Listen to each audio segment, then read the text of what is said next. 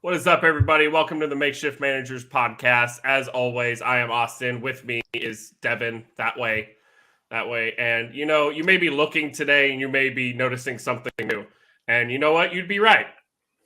I did get a haircut. I appreciate you for noticing that. Thank you, everybody. It looks really nice. I know. Thanks. Also, what else is new? Grant's here. Oh, that's the wrong hand. There you go. Grant's here. Grant has joined us a lot for baseball when we were into baseball a lot. He's a cool dude. If you haven't seen him before on our show, then you obviously haven't been watching, and that's kind of fucked up. So, but Grant, how you doing? Doing well. Looking forward to talking some football with you guys. It is going to be something. And if you don't follow Grant at his, Twitter, like it says at the bottom, at Database Hit, you should probably pause the video and just go do it right now. Honestly, we will wait. Let me just look up the Twitter real quick. I already follow Grant, but trust me. It's okay. We'll wait. Okay. Let's get into football, kids. It has been a wild week, get into fantasy, all this and all that. Something that's wild. Shake and bake, bring it on. Thursday night, Baker Mayfield. Oh, Josh. I inform Josh McDaniels, Jeremy Tillery, Derek Carr. It's not even Tillery. Jeremy Tillery, my friend, my brother in Christ. I don't know if anyone's ever called him Jeremy. I don't know if that's his name. Jerry? Is his name Jerry Tillery? Jerry Tillery. Super awkward, but he doesn't deserve the respect after what he did. So let's be fair here. I could go in on the Raiders, but Devin, they're your division rival, so you can go in on them. It's kind of rude to kick somebody whenever they're down. And speaking of kicking, the only player worth rostering in any shape or form in fantasy this season feels like Daniel Carlson. I'm kidding. Josh Jacobs and Devontae Adams have been all-world talents, especially in fantasy football. But Josh McDaniels couldn't coach his way out of like the sporting section of a Walmart at this point. To say his performance this season has been less than stellar would be comparing him to Nathaniel Hackett. He's been good. He's been the third best coach in this division, not by his own volition. Derek Carr cried in the post-game press conference, not saying crying is showing weakness. Real men do cry, and I commend Derek Carr for showing his emotions. But I also commend Baker Mayfield for showing his emotions. He had like a day with the playbook, and he's already headbutting teammates, celebrating victories. This game was ugly. I don't know how the Rams won. I was at work for most of this game. I just remember looking up and Van Jefferson was catching a touchdown with 5 seconds left. And I said, makes sense, but I don't understand it. You threw the ball 20 times against a depleted Rams secondary. If I'm correct, Aaron Donald was nowhere near the field for this game. Nope. And Josh Jacobs, 99 yards, 27 carries, harnessing his inner Derrick Henry at this point. Devontae Adams had 3 receptions for 71 yards. Feels like he could have been targeted more. Just a thought.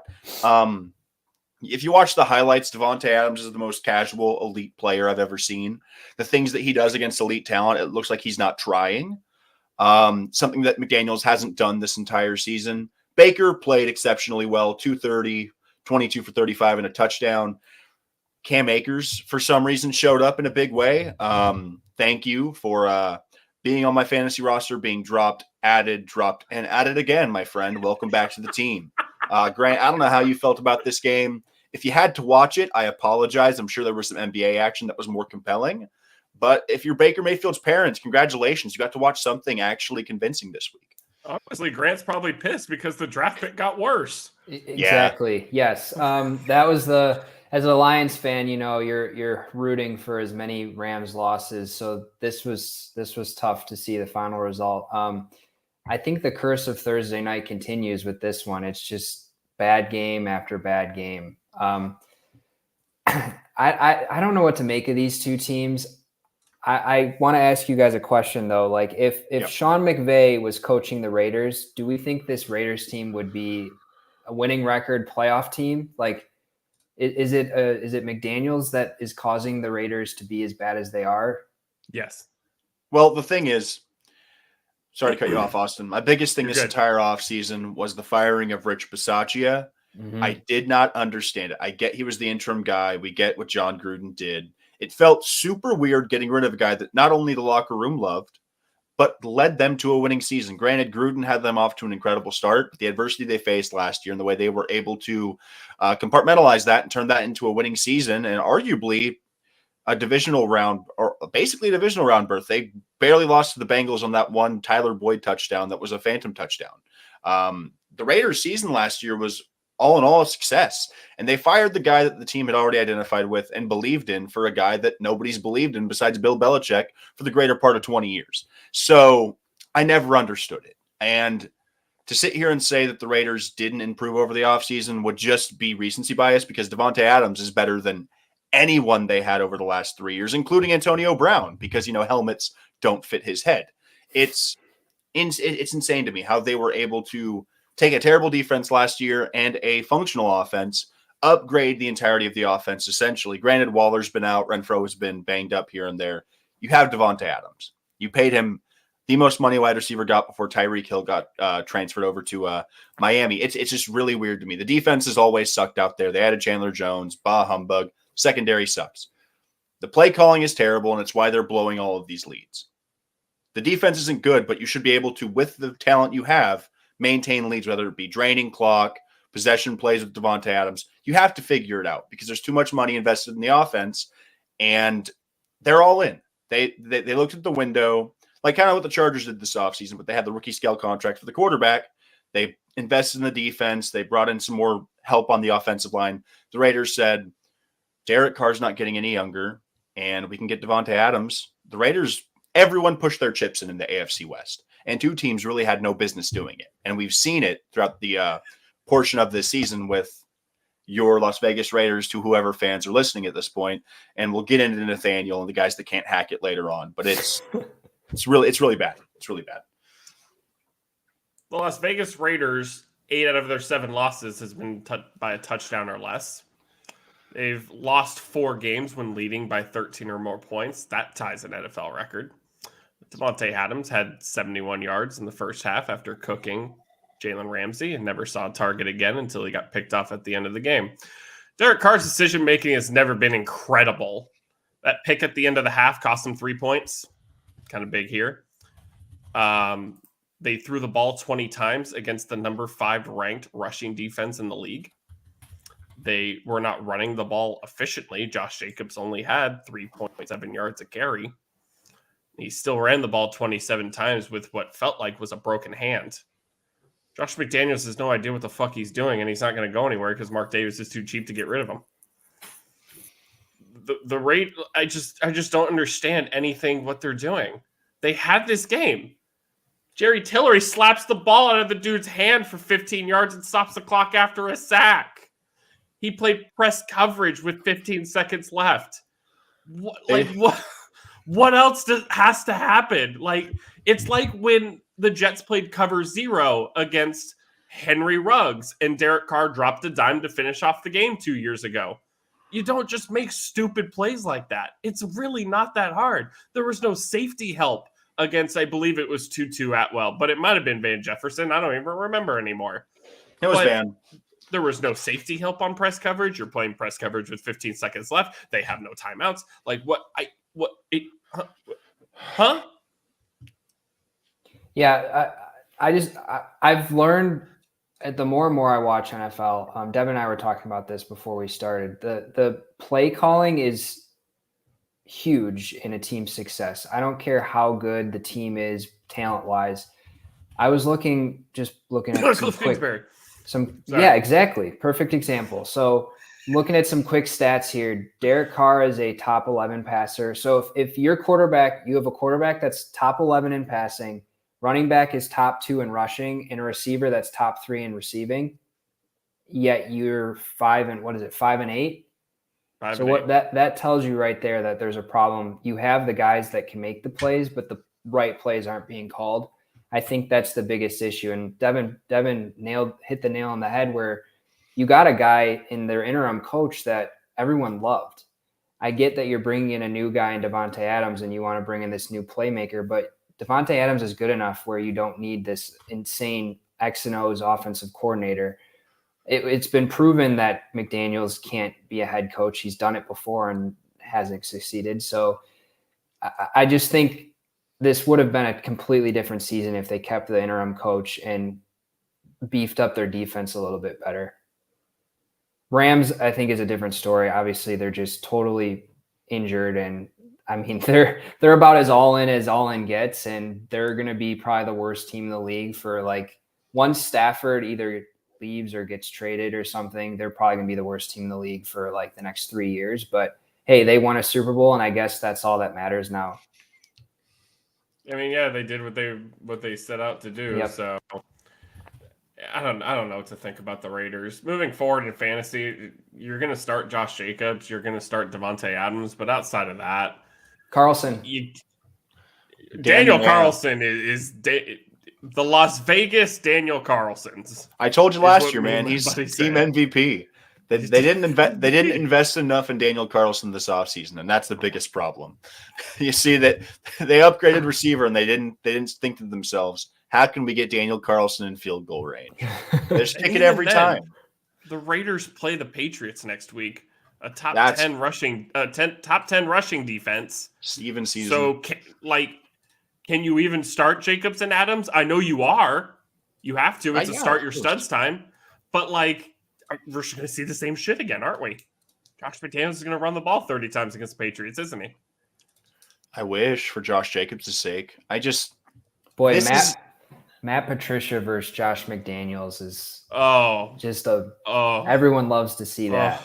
This game was a loser leaves town matchup, and both teams had their bags packed before the first snap was even played. I don't think the Rams won this game. I think the Raiders just wanted to lose it.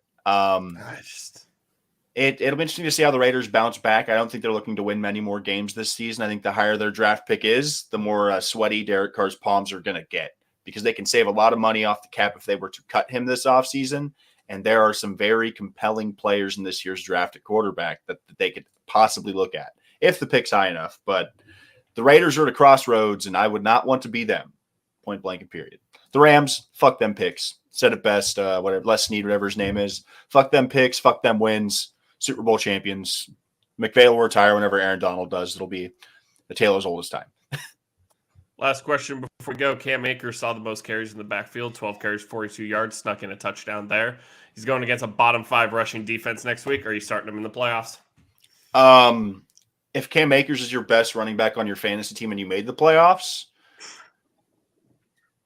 I don't know what to tell you. Right. Yeah. Trust your gut, because it obviously got you this far. And if Cam Akers is the one that you've had your team braced with, thank Justin Jefferson and Jamar Chase and pray it keeps rolling, because Cam Akers in your RB1 spot. Start Cam Akers in a flex if you're really injury riddled, but there should be no reason why you don't have 2 backs in better situations than Cam Akers. Yep, I was going to say the same. If you're a playoff team and you have Cam Akers, he's likely already been on your bench or in the flex at worst, and you just have stud receivers. So that's what I would do. Yeah. Off to Buffalo. HELP, help. I think that's what Mike White was saying after he got speared for the umpteenth time. This game was ugly. Grant, what the hell happened on Sunday? I think the Jets defense showed us how legit they are, and I think the Bills proved that they're not a team that can play in their own environment. And what I mean by that is the Bills are likely going to host a playoff game, and it's going to be super cold in Buffalo, as we've seen in the past. And the Bills, the way they operate, their offense is, all completely through Josh Allen. We thought the Chiefs ran through Patrick Mahomes. Well, I think the Bills have upped that through Josh Allen. He runs the ball for them. He obviously throws the ball all over the field. But that's what happens when it's, 10 degrees or below freezing, and, they're forced to run the ball. They're forced to hand it to Singletary or Cook and rely on those guys that they haven't been using throughout the year. Or Josh Allen gets a bad hit and it stings a little bit. So I think it's going to be interesting to see how this Bills team goes forward. This Jets team at this point, I've already considered this season a success. Quarterback situation is very interesting. Mike White's proven that, he's going to go toe-to-toe with whoever he can, even if his talent level is not there. I think he's definitely won over the locker room, so that's a positive for them. And I mean, the Jets have a really bright future. They just need to get the quarterback right. They've got the skill players. Like I said, their defense is tops in the league. So I think we'll see the Jets in the playoffs in years to come. They might sneak in this year.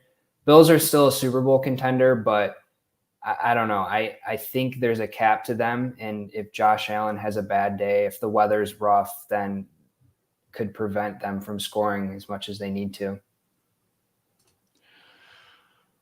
Jets, Jets. It really sucks whenever you get a lot right, but you got the biggest thing wrong, and that's quarterback in this league. There are plenty of teams that find the answers to a lot of questions. Like they solve for X, but they were constantly trying to solve for Y, i.e. the Denver Broncos and their trade for Russell Wilson, i.e. The Washington Commanders and their trade for Carson Wentz, the Colts for Matt Ryan. The most complicated equation in football today is finding the right quarterback, and situation matters a lot. Situation doesn't matter as much to me with this Zach Wilson guy. I didn't think he was who he was whenever he was drafted, albeit I'm not a pro NFL scout. But if you looked at the tape and looked at the schedule and looked at the competition, it was night and day, even compared to a guy like I think Trey Lance had a better argument at being a top 3 pick than Zach Wilson did, regardless of the competition he faced, just based on the athletic profile. But this story isn't about Zach Wilson. Mike White's playing his ass off, and I'm going to give him the annual Taylor Heineke backup's now going to be a starter award of the year because Mike White, New York loves him. He's a great story. He's probably going to be a thorn in somebody else's side after his deal with the Jets is through. He's not going to be the perennial starter for a Jets team that's looking to win playoff games. This season for the Jets, as Grant said, is a win. They're over 500, and it's well past halfway through the season. I had them winning like 5 games this year, if not less. And their impact guys in the draft were legit impact guys. Breece Hall going down for me was it was their iceberg. Breece Hall going down destroyed whatever semblance they had at the playoffs. Granted, they're still holding on right now, but I don't think that's going to actually maintain. As Grant said with Buffalo, I'm concerned. They were one of the best offenses in football last year, and I think Brian Daboll is a huge part of that. You can see the effects of him in New York with Daniel Jones and that whole Giants offense. The Bills look uninspiring. They do the same shit every week, expecting different results, and every time they play a good defense, the game is far closer than they would like it to be. It would help if Gabe Davis would show up every week instead of every third or fourth week. Yeah, exactly. Gabriel Davis. 3 for 31. Never heard of him. Diggs, 3 for 37. Dawson Knox was the feature receiver in this game. And that can't happen because the featured runner is Josh Allen, and your signal caller is also Josh Allen. Remember when Buffalo traded for Nyheim Hines? Wasn't that fun? Yeah. Pepperidge Farm remembers 1 carry for 3 yards.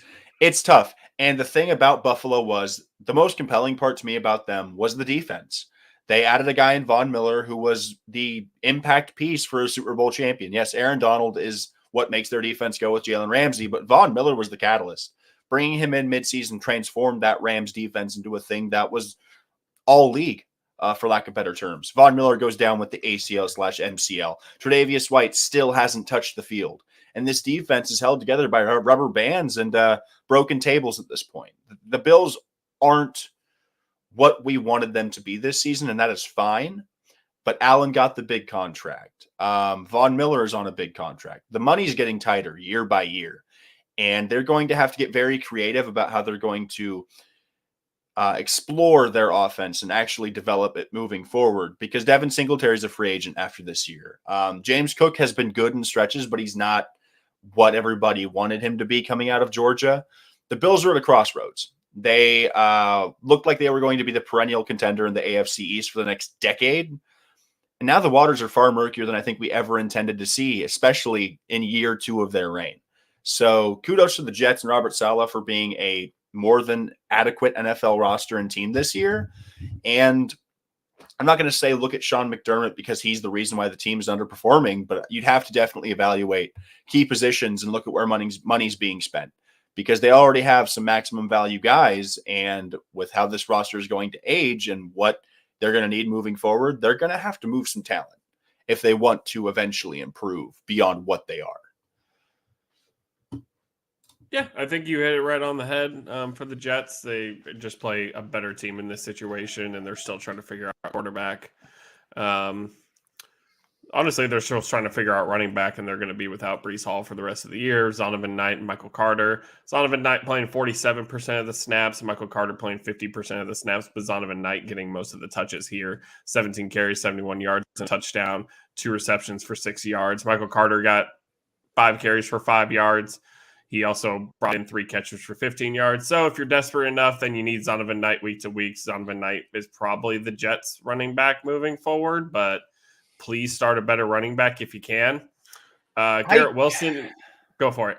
My thing with the Zonovan Knight shit, it's like I knew nothing about this guy before like 2 weeks ago, as did anyone else that's not a diehard Jets fan. Michael Carter's the better back. I don't know what everybody else is seeing. We have a full year and change of Michael Carter being an effective like football player, even in the fantasy realm. Like he was an RB3 or flex for me through serious stretches of last season. Zonovan Knight's cool. It's a great story. I don't know what New York is doing at running back. I think anything that's going to be happening from this point forward for their backfield is moot, and it doesn't matter. This is the same team that traded for James Robinson for him to be a DNP for the last 3 weeks. It's like anything that's not Breece Hall is officially smoke to me until Breece is back, because this team is just it's Garrett Wilson, and then everybody else is just get what you can whenever you can. Garrett Wilson is the most startable guy on this offense in fantasy football. He is definitely that dude. 6 catches for 78 yards on 7 targets. Elijah Moore, 6 catches for 60 yards. Come on, everybody. Too little, too late, my friend. We love you, Elijah, but the breakout wasn't supposed to happen in week 14. It was supposed to happen in week 4. If you're looking forward to the playoffs, the Jets play the Lions. We'll get to the Lions. It might not be such a good matchup like we thought it was. Lions are on fire. And the Bills get the Dolphins. I thought it was going to be a shootout pending. Obviously, you're starting Josh Allen, Stephon Diggs, Tyreek Hill, Jalen Waddle, all the rambunctious guys that you have as your stars. But there's a lot of snow incoming, so get your backups ready, kids, because we're going to the quarterfinals. Somebody who isn't going to the quarterfinals is Deshaun Watson. Everyone just shakes their head in disappointment. He looked, to be somewhat down the middle, he looked much better. 26 for 42, 276, a touchdown and a pick. I mean, to set a bar really fucking low, he looked better than he did last week. But outside of that, Chubb 14 carries, 34 yards. Donovan Peoples-Jones, 8 catches for 114 yards.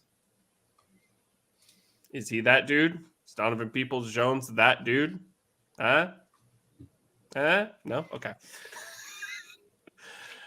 Joe Burrow had never beaten the Browns until today. 18 for 33, 239, 2 touchdowns, an interception. Joe Mixon, 14 carries, 96 yards. Samaje Perine sniping that touchdown. I felt like I got back in the Taysom Hill days here in a second. Jamar Chase, 10 catches for 119 yards. T. Higgins didn't play for some reason. He was off the injury report and then didn't play, so that left a lot of sour taste in people's mouths. And Tyler Boyd continues to show that even if someone else is missing, he is also missing. No catches for no yards. So shout out to Tyler Boyd. Grant, without getting too heavily into the Deshaun Watson saga, we all don't like him. It's a bad taste in our mouth, but he is the starting quarterback for the Browns moving forward. How do you feel about Watson moving forward? How do you feel about the Browns? I mean, it's hard to talk about him without the situation. The reason he's not playing well is because he was out for 11 weeks. So he was out for 700 days. He hadn't played an actual down of NFL football in 2 years. Okay, so yeah, even worse. So yeah, a good example, actually, the team they played, Cincinnati, who I think is a favorite in the AFC now. They really struggled out of the gates. Everyone was like, oh, last year was a fluke. Well, Actually, Joe Burrow had an appendectomy and missed most of training camp and the preseason. And you saw even a guy who was with his team last year, took him to the Super Bowl. You saw they just were not gelling well to start the season. Football is about adjustments. Football is about, camaraderie, getting in sync with your team. It's part of the reason. I mean, Russell Wilson has his own problems. We'll get into that, but it's part of the reason why he's not guys come on a new team and they struggle to start. You usually see them pick it up halfway through the season. Deshaun Watson hasn't had that. This was his second week with the team. He's been out of football, as Devin said, almost over 2 years. So yep. It's just like, at this point, it would be like taking a guy off the street or who hasn't played, a quarterback who didn't get drafted. He was, just a free agent for 2 years. It'd be honestly comparable to taking like a guy like Johnny Manziel and just signing him and having him try to start.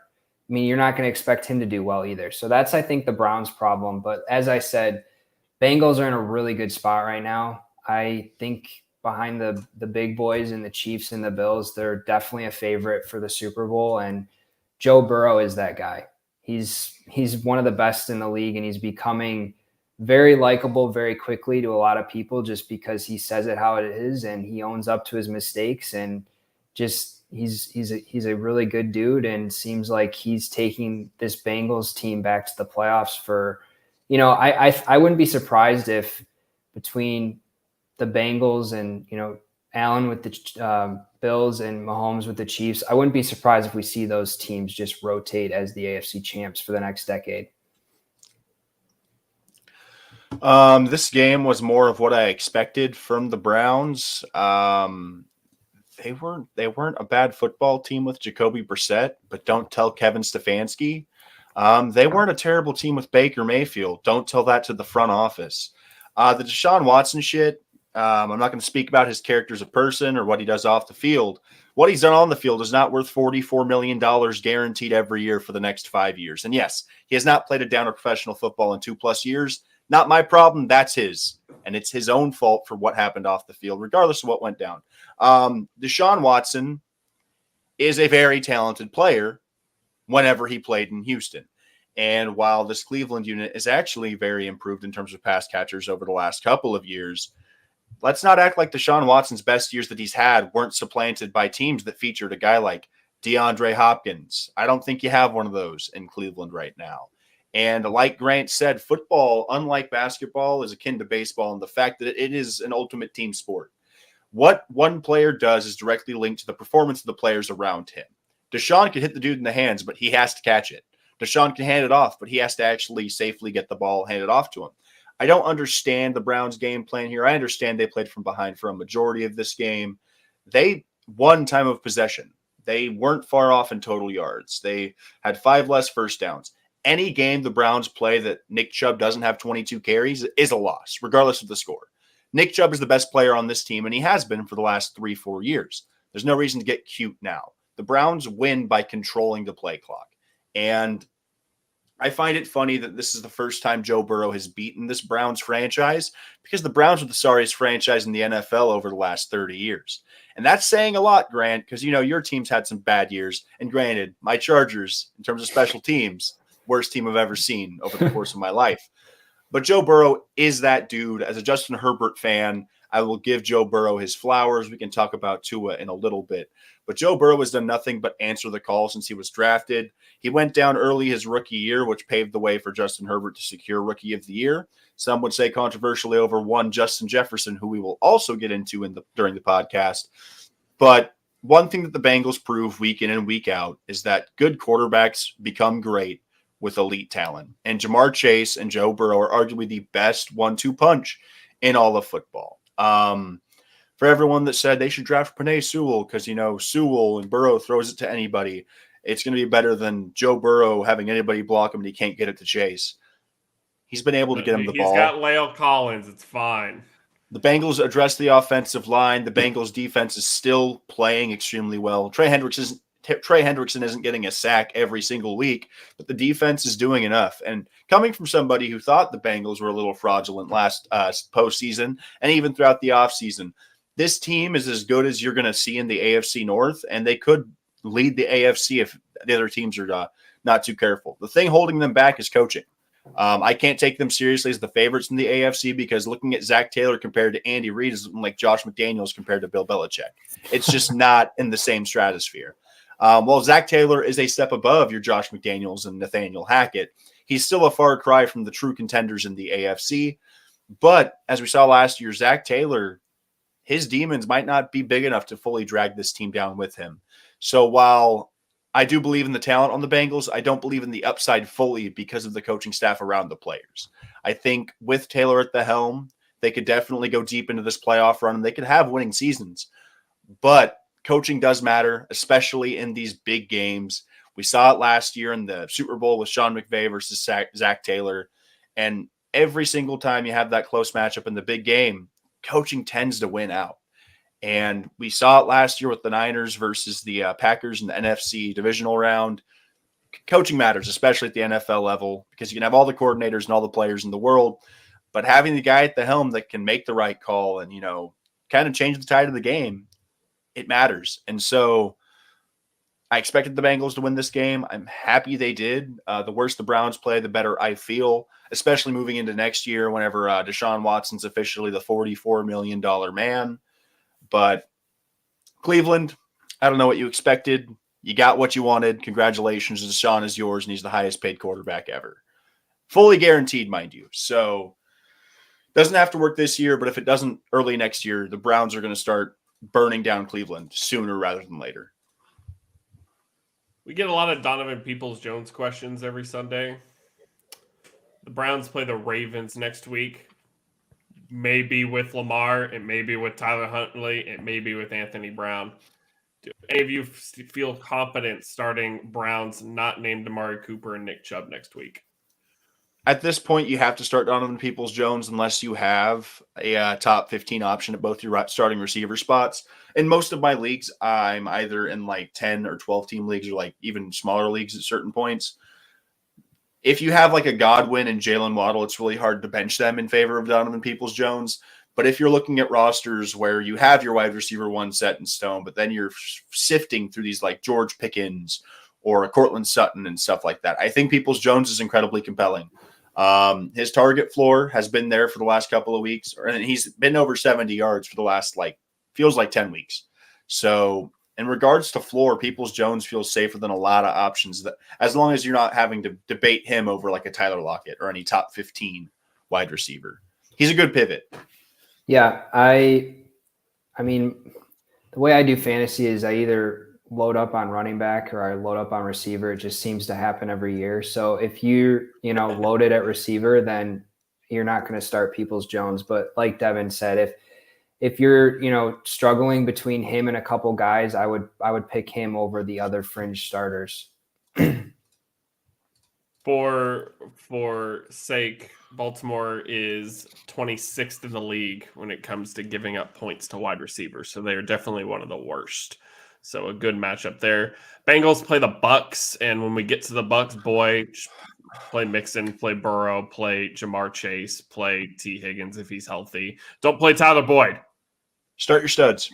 Do not play Tyler Boyd. Do not ask us Tyler Boyd questions. Tyler Boyd, no. Fantasy football playoffs are not a beauty pageant. It is not the time to get cute. I repeat, it is not the time to get cute. Fantasy football is a skill game where the better player always wins. Start the guys who score the most points. Now, they say the Lord sends his toughest battles to his toughest warriors, but the Lord didn't tell me it was going to be in the form of the Houston Texans. I sit here Sunday mornings and watch Red Zone with my friends. I don't really watch the Cowboys games. I watch the highlights and when they jump into them, but most of the time we've been winning and it hasn't been particularly close, and they get primetime games and I watch them in primetime. I had to turn this game on solely off of Red Zone because we could not keep up with the Houston Texans. I don't know what happened, okay? We muffed a punt. It turned into 7 points for the Texans. Dak threw a pick. It turned into 7 more points. And it was kind of just looking a little weird. We ran all over them in the first drive. Not too sure what happened after that. But boy, if the Texans weren't 1-11-1, make a wish, we would be sitting at 9-4 right now. Why? Because we were down by 3 with 4 minutes left on our own 2, and Dak Prescott throws a pick. Houston, in their almighty, insanely great play calling, can't get there in 3 downs, doesn't kick the field goal, and gets stopped on 4th down, and we get the ball back, drive down, get a touchdown. They don't score. The game's over. We talked about it with my friends at the time that when you're 1-10-1, your decisions are pretty fucking irrelevant. So going forward on 4th down is really whatever in that situation. Granted, if they kicked the field goal, hindsight 2020, they were in field goal range, I think, of Miami Fairbairn to maybe win the game. But it's Lovie Smith. They're 1-10-1. Anything they do really doesn't matter. But the Dallas Cowboys have distinct problems that make me terrified when we go to Tampa Bay or Atlanta or New Orleans or Carolina, wherever the fuck we go in the wild card round, whoever wins that division at this point. We have distinct problems. Dak Prescott doesn't show up until the very end lately. That can't happen. Micah Parsons got stuffed all day long. That can't happen. We have a distinct problem giving up big plays from people not named Trayvon Diggs. That's a problem. The Cowboys have significant problems, and I really don't know what we're going to do about it at this point. The defense, absolutely annihilated Matt Ryan, but who hasn't this year? So there's that. But then we struggled against Jeff Driscoll and Davis Mills, and Chris Moore put up 100 yards on us. These things can't happen. We are a significantly better football team than just about everybody in the AFC South right now. And we put up that kind of game. And I'm not even going to say we have the ability to win ugly games. Thank God we have the ability to beat a 1-10-1 team. I sure fucking hope we do. But it's a game like this where now I'm kind of concerned and I don't really need to do. And now we have to play Jacksonville next week, who's tearing up everybody. And we give up big plays on the regular. Christian Kirk might tear us apart. Either one of you can go in on Dallas. Feel free. The floor is yours, Grant. I don't know. It's hard for me to listen to you complain about a team that's 10-3, especially being a Lions fan would dream of that situation. I get the concerns. There's obviously holes, and should they be 10-3? Probably not. They should have lost that game. But the thing is, though, they were playing a team that literally has nothing to lose, so they're going to pull out all the stops. And I think it was just one of those situations where the Cowboys didn't fully show up. They were expecting it to be a lot easier game, and the Texans just played their best ball, and their best ball was still not enough, which is why their record is the way it is. I think they have a pretty filthy 1-2 punch in Zeke and Pollard. Pollard's proven to be, I think, honestly, a top 10 back in the league. And then they got Zeke, who can pound it in, from 3rd and goal.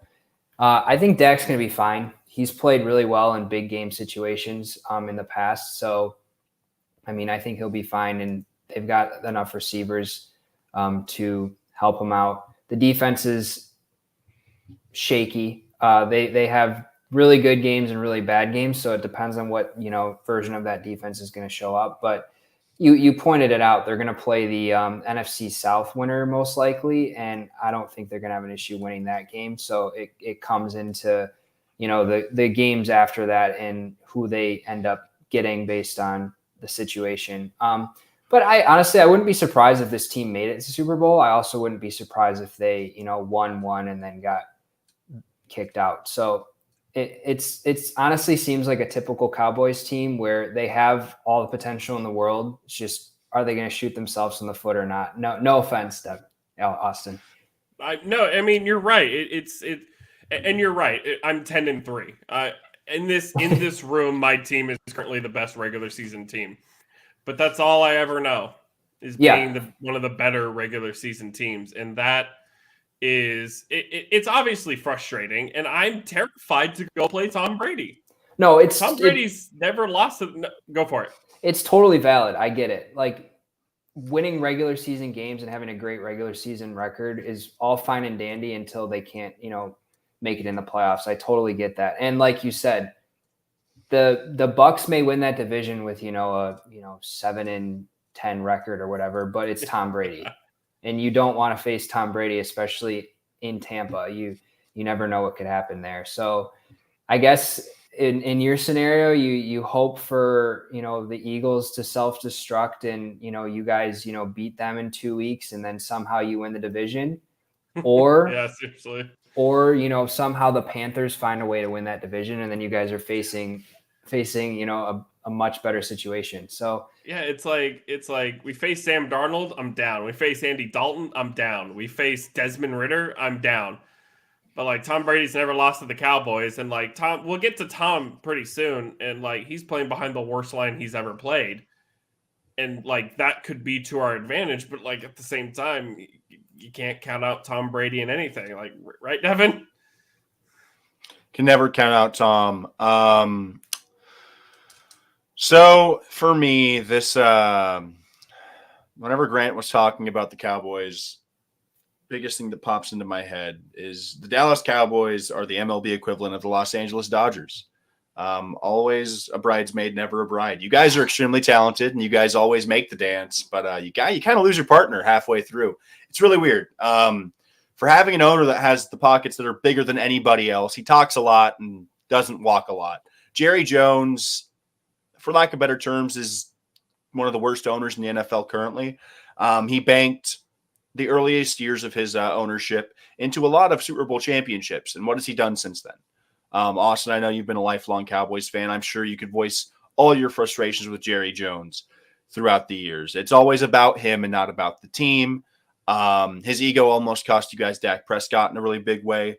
Well, and that's the thing. Like he's been a really good drafter throughout his career. Like he set up Tony Romo for success behind an insanely good line, and he had Des Bryant, he had Terrell Owens. Like we had, but then the defense couldn't keep Tony in the game. Tony put up 28, the defense gave up 32. Like it was always something, and now it's just like this fat fucking ego. And that's the biggest thing about Jerry Jones's ego is you don't have good coaching.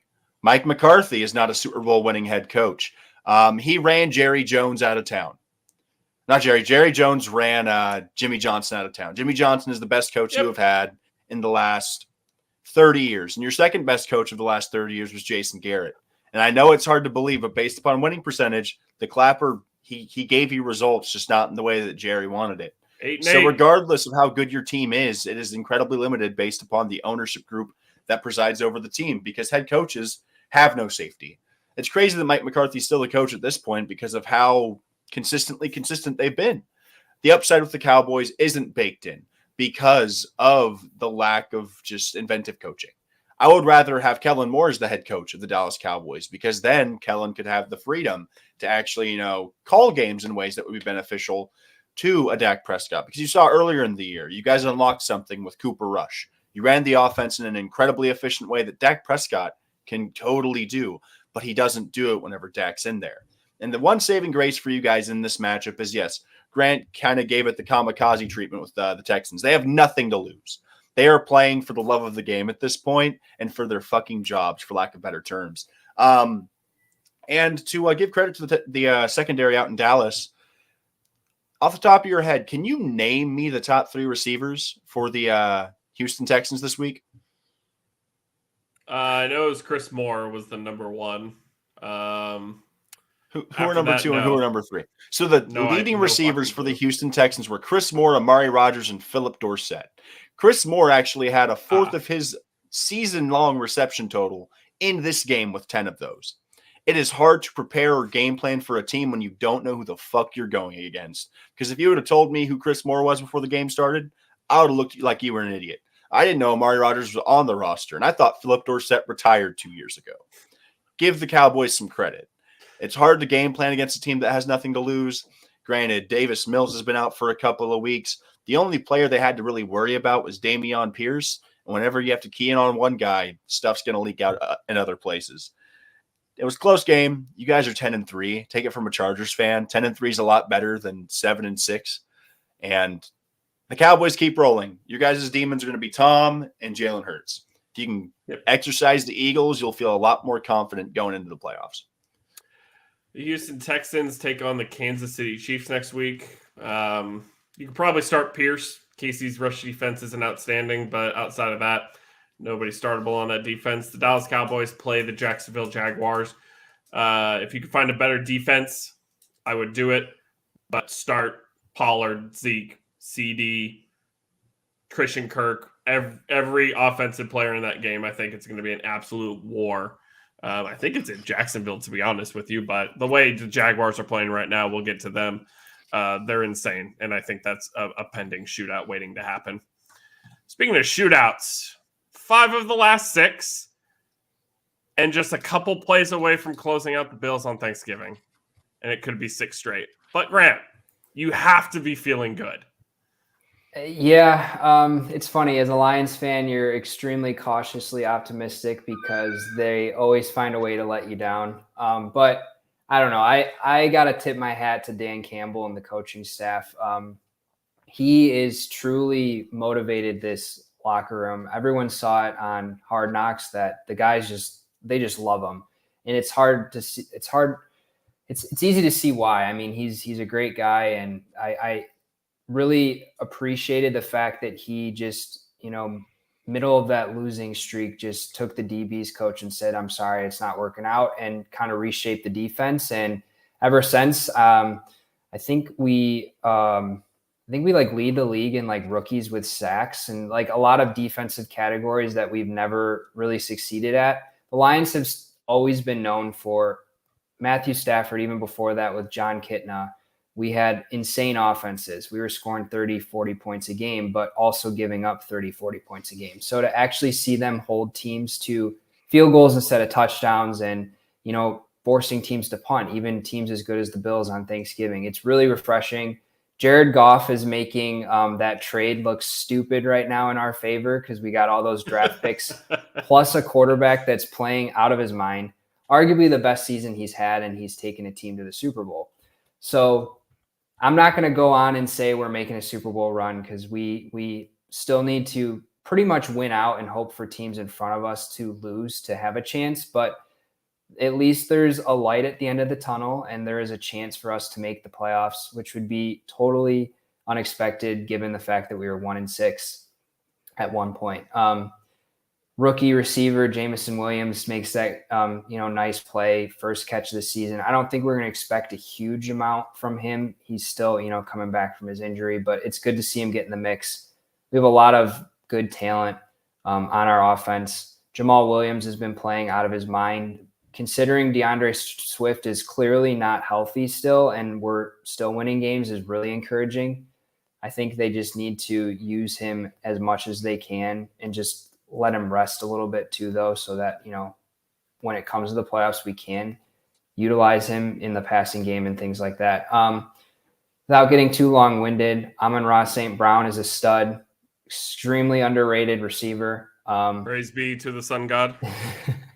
Yeah, I don't know. I'm really excited looking at the rest of the schedule too. We have winnable games. That Vikings game was, I think, the toughest we had remaining. We've got the Jets next week, which could be tough because they have a really good defense, but we were talking about their quarterback issues. So I think we won't have an issue outscoring them. Then we got Panthers, Bears, and Packers. Always finish with the Packers. Who knows? Aaron Rodgers could show up and, ruin our season because that's usually what he does. But hopefully at that point it won't mean anything. And a loss, we'd still get in the playoffs. So next 3 weeks are going to tell us everything we need to know about this team. And I don't know, future's bright in Detroit. Let's hope the Rams keep losing so we can get a top 5 pick along with, a playoff team. That'd be great. When you heard Grant talk about DeAndre Swift being healthy, if you listened real closely, you could hear Devin's heart break just a little bit. It doesn't take a lot of tape to realize how good DeAndre Swift is whenever his body is right. The Jamal Williams touchdown sweepstakes has been really interesting to watch throughout the year. It's like you get a touchdown and it's like the Oprah Winfrey show, but the only person with a seat in the house is Jamal Williams whenever it comes to rushing touchdowns. This Lions team is everything they should have been this year. Defensively, they're still kind of a crapshoot. The resurgence of Jeff Okudah has been a plus for them in the secondary. Aiden Hutchinson has actually lived up to being the second overall pick in this year's draft, having a very respectable rookie season. The Lions' offensive line is still as true as ever. And Jared Goff, whenever he is protected, is still like a top 15 quarterback with upside. If you build it, they will come. And that is points with this Detroit Lions offense. The Vikings drop a game. It's not like they couldn't afford to do this. Green Bay's on their heels, I guess, in this division. Minnesota had a good game. Detroit just had a better one. Cousins went off for 425 and 2 touchdowns. Justin Jefferson had the quietest 200-plus yard receiving game ever. That could have been even bigger. He had a play that got called back for a touchdown. Thielen had a pretty good day. But Detroit, the rich get richer in Detroit. They had a vision. They brought in a guy in Dan Campbell that not everybody was all for in the beginning. He wasn't everybody's first choice to be the head coach of this Detroit football team. But if the players believe in you, it's a lot easier to coach. And I don't think there's a single soul in that locker room that doesn't believe in Dan Campbell. This front office has been extremely smart in who they're bringing into this team. The signing of Jamal Williams is one of the best we've seen in football at the running back position over the last couple of years. DeAndre Swift is an impact guy whenever he's right. And the acquisition of Amon-Ra St. Brown last year was literally gangbusters. That guy is one of the best receivers in football whenever he's right. And you pair that with a guy in Josh Reynolds who already had chemistry with Jared Goff out in Los Angeles whenever they played together. They added DJ Chark as an upside signing in the offseason, and we saw this week that it paid off. You have a lot of talent on the perimeter, and whenever NFL defenses are stretched thinner and thinner due to the rule changes, this team is set up for success, not only now, but in the future. The Rams pick is only getting better by the week, and Jared Goff's contract is only getting better with each passing offseason. Because, yes, the Rams did overpay for him, but in the grand scheme of how this whole league works, the TV deals get bigger and the players' contracts keep going up. Like we said in the offseason with wide receiver, rent is due and the price just went up. Whenever Mike Williams signed right before Christian Kirk, I was like, this deal might seem like a lot right now, but 48 hours later, it felt a lot smaller. So Detroit is in the driver's seat for once in terms of their overall destiny. They don't have to make the playoffs this year, but if they do, amazing for them. They're playing with house money. We said that the Texans had nothing to lose because, they're 1-11. Even at 6-7, the Detroit Lions have nothing to lose. Unlike the New York Jets that we mentioned earlier, they have their quarterback for now and arguably at least the next 3-4 years. And if that pick goes high enough, they can address whatever they want to address. But this is a defense that is going to improve in the offseason with some very good draft picks. And the offense is about as plug and play as I think any of them are going to be the next couple of years. Because you have Swift, who was a top talent at running back whenever he's good. Jamal Williams is arguably the best backup back in all of the league whenever he's right. And then Amon-Ra St. Brown is a wide receiver 1. And Jamison Williams is one of my favorite rookies coming out of the draft this year, even with the knee injury at Alabama.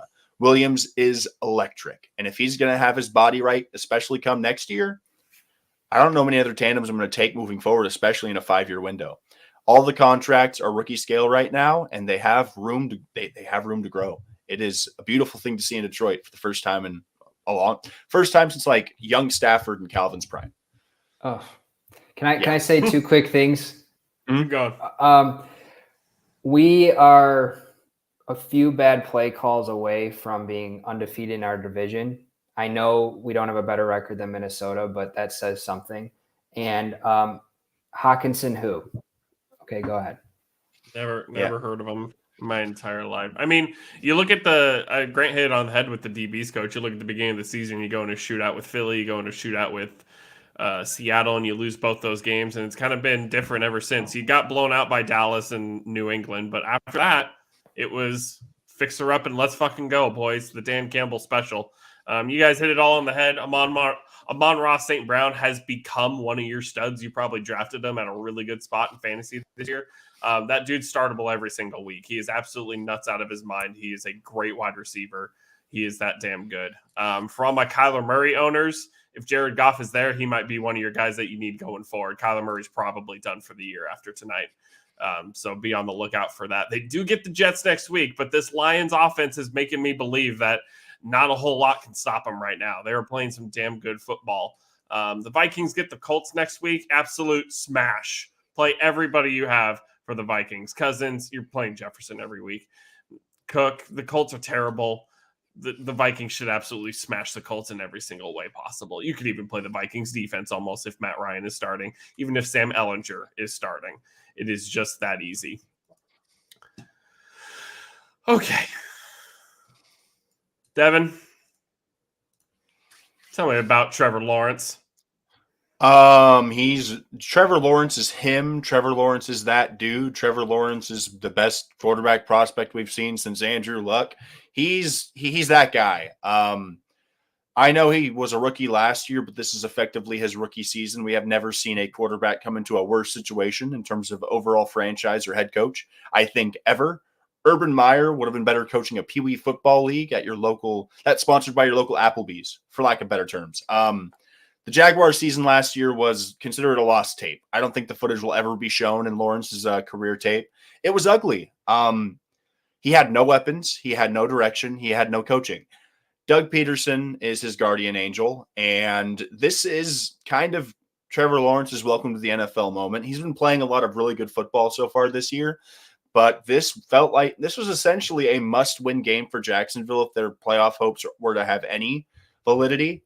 Tennessee, for all of their faults, has been the pacer of this division over the last 5 years. Since Andrew Luck called it quits, Tennessee said, okay, we'll carry the torch. And Trevor said, hey, man, let me hold it this week. 368 yards, 3 touchdowns, incredible pocket presence. And he did all this without Christian Kirk and Travis Etienne making a super big impact in the game. It took Evan Ingram having the best game of his entire career, but Trevor Lawrence showed up in a huge way.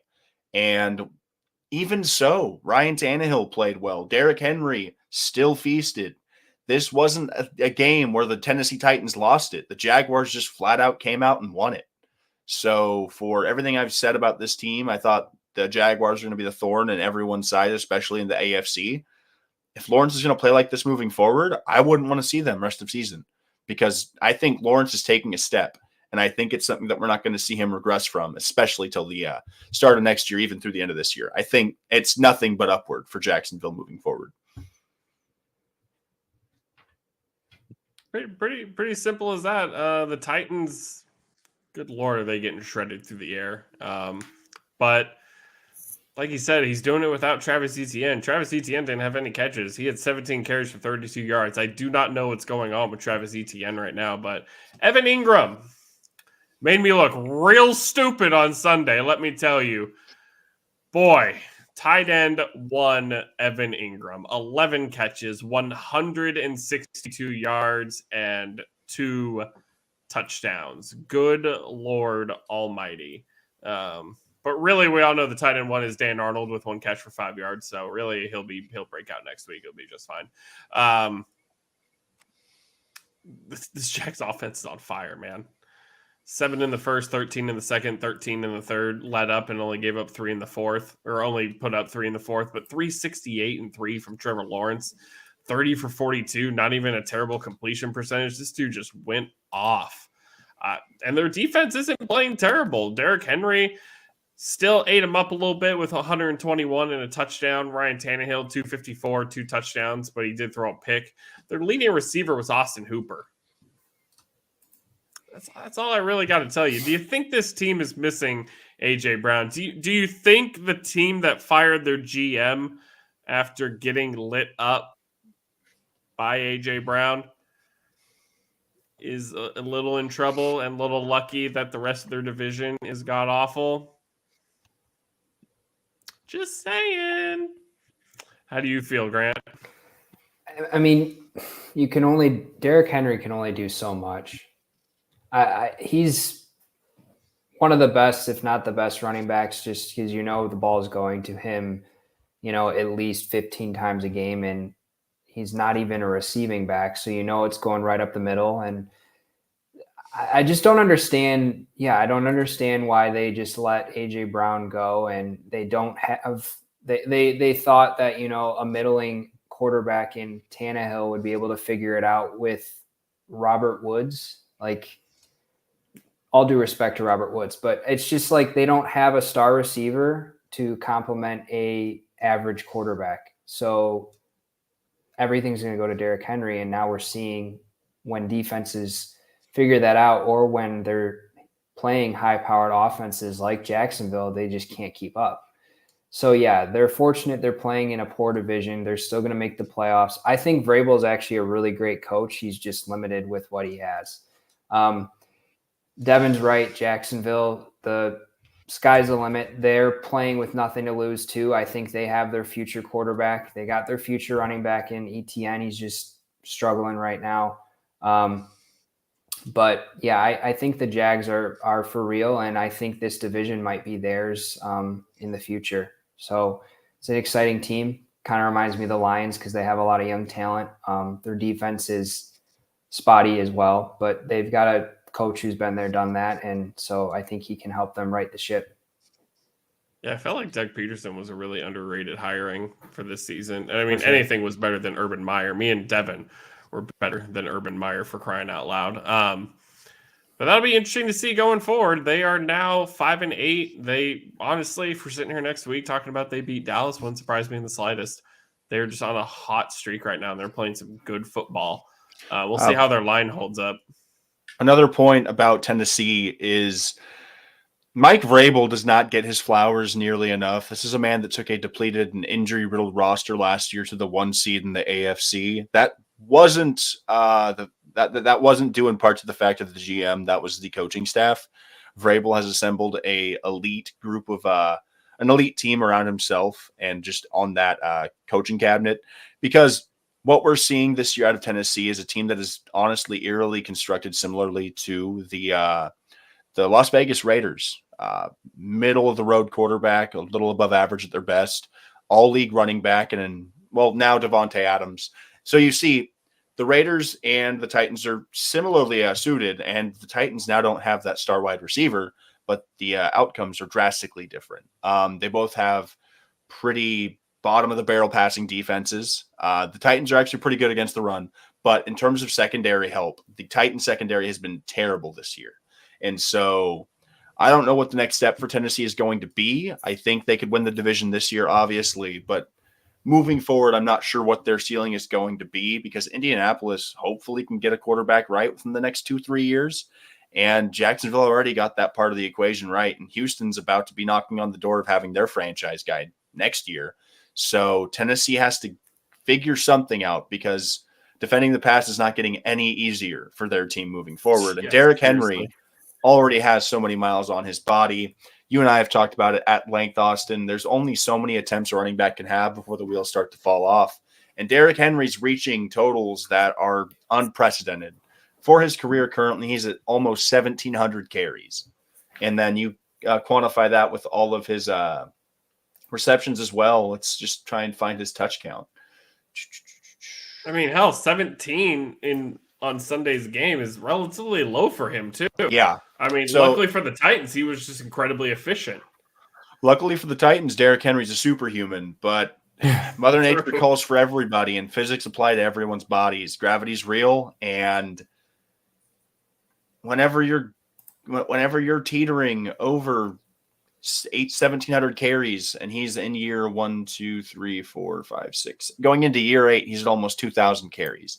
I'm not saying he's going to fall off a cliff, but at some point he's going to jump the shark. And if Tennessee is not prepared, it's going to hit them like a freight train, like Derrick's been doing to this division for the last 7 years. It's just, it's a glass castle, or a house of cards, for lack of better terms. Is there a scenario where the Jaguars could sneak in and win that division? Do you guys 100%.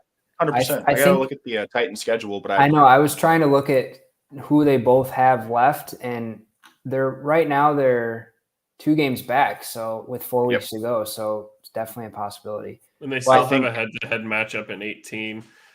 Titans play the Chargers, and we'll get to the Chargers obviously, but they looked a lot better.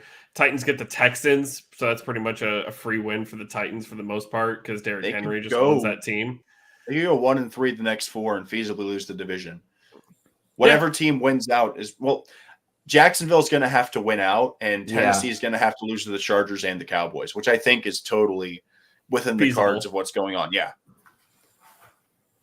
Yeah, I think that's fairly realistic. And then if the Titans lose the division, it's a long road after that because right now you're kind of just riding on the coattails of your division sucking and Mike Vrabel being one of the best head coaches in the game at working with practically nothing. So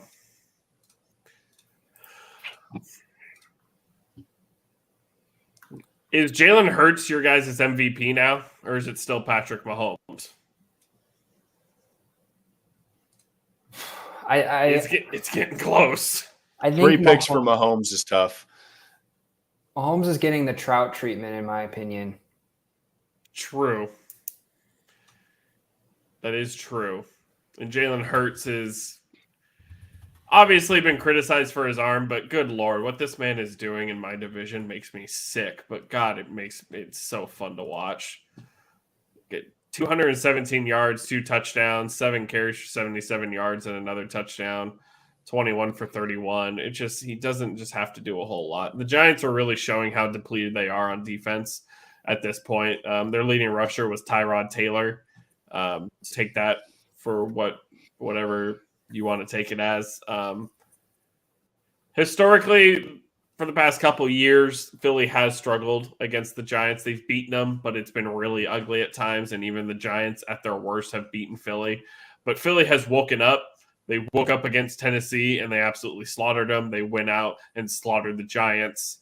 They get the Bears next week. They might slaughter them, and honestly, they might slaughter us. We'll see what happens on Christmas Eve against the Cowboys, but this Eagles team is practically unstoppable. I thought maybe they could drop a game and that Christmas Eve game would matter, but boy, the only loss I could see on their schedule is us. And even then, the way they're playing right now and the way we're playing right now is 2 completely different directions because they should slaughter the Saints and then they should just beat the Giants again. This team is absolutely unfreaking believable right now. Man, this Giants this Giants team was really good to start the year, and I think they're going to be pretty good moving forward. Daniel Jones doesn't have to be the answer for them with how talented Brian DeBolt is as a head coach. This team could be a lot worse going into next year just based upon the contract situations of the players they could have leave. I think Barkley gets franchise tagged, and I think they probably ink Daniel Jones to a lower money 2-3 year deal and say, hey, be our quarterback, make some money and play for a top media market. The defense is true. Kayvon Thibodeau has been extremely good. The offensive line has been extremely banged up. And if this team could be healthy, I think they would have an actual claim to a playoff spot. But injuries be damned. Injuries aside, this Eagles team is top to bottom probably the best roster in the NFL. Whether you look at secondary, front seven, rushing attack, receivers, Devonta Smith and A.J. Brown is a great receiver tandem. And like you said earlier, in regards to this MVP race, Mahomes is the best quarterback in football, and I don't think it's close. I think Mahomes clears everybody by a considerable margin. In terms of playing quarterback, if the Eagles win out, Jalen Hurts is the MVP. Mahomes has been better as a pure passer, point blank and period. He's thrown more picks, but he has way more attempts. He's already at 4,100 yards. If Hurts can eclipse 4,000 yards this season and he can keep the interception number down, because if he finishes with 35 touchdowns, 3 picks on top of 10 to 15 rushing touchdowns, it's really hard to take it away from him. And in the same vein, Mahomes could go. He could feed because we have 4 weeks left, so he could go 14-3, Mahomes, and he could finish with 5,000 yards, close to 50 touchdowns. If they both win out, I think if Mahomes hits 5,000 and goes over 45 touchdowns, it's hard to not give him the award. But if there was anybody else to even think about giving it to, it's Jalen Hurts and Mahomes, and everybody else is moot. Yeah. Jalen Hurts has been the best quarterback in his division, and he makes a lot less than some of the other guys in his division. I'm looking at you, Carson Wentz. Thank God. And Dak Prescott, count your days. But Jalen Hurts Shit. has been incredibly impressive this season. The guy that everybody said couldn't pass has a 68% completion percentage. Like we said earlier, if you build it, they will come. This front office has surrounded him with the most talent he's ever seen since his days at Alabama. He's doing what we thought he should do with this team. Nick Sirianni is in the same vein. If Mahomes wins MVP, Sirianni is going to be a lock for Coach of the Year. I think Sirianni's probably Coach of the Year regardless of what happens, especially if they win out. But Jalen Hurts has been the best player in his division, and I think he's been the most dynamic quarterback in football, aside from maybe a Justin Fields and spurts. But what Hurts has done this season, I commend him for it. And if he doesn't find himself with an MVP, he may be looking at an offensive player of the year, especially if those passing stats can get north of 4,000 and his rushing stats are nearing 1,000 as well. Yeah, it's really tough because what Jalen Hurts brings to his team is comparable to what Mahomes brings to his. Mm-hmm. I mean, Hurts can do it with his legs more than Mahomes. So you add that in. Mahomes' interception numbers to me are always going to be higher than the other guys at the top of the league because he has the confidence in himself to like force the issue almost to a fault. He's going to try to make those throws that other guys wouldn't.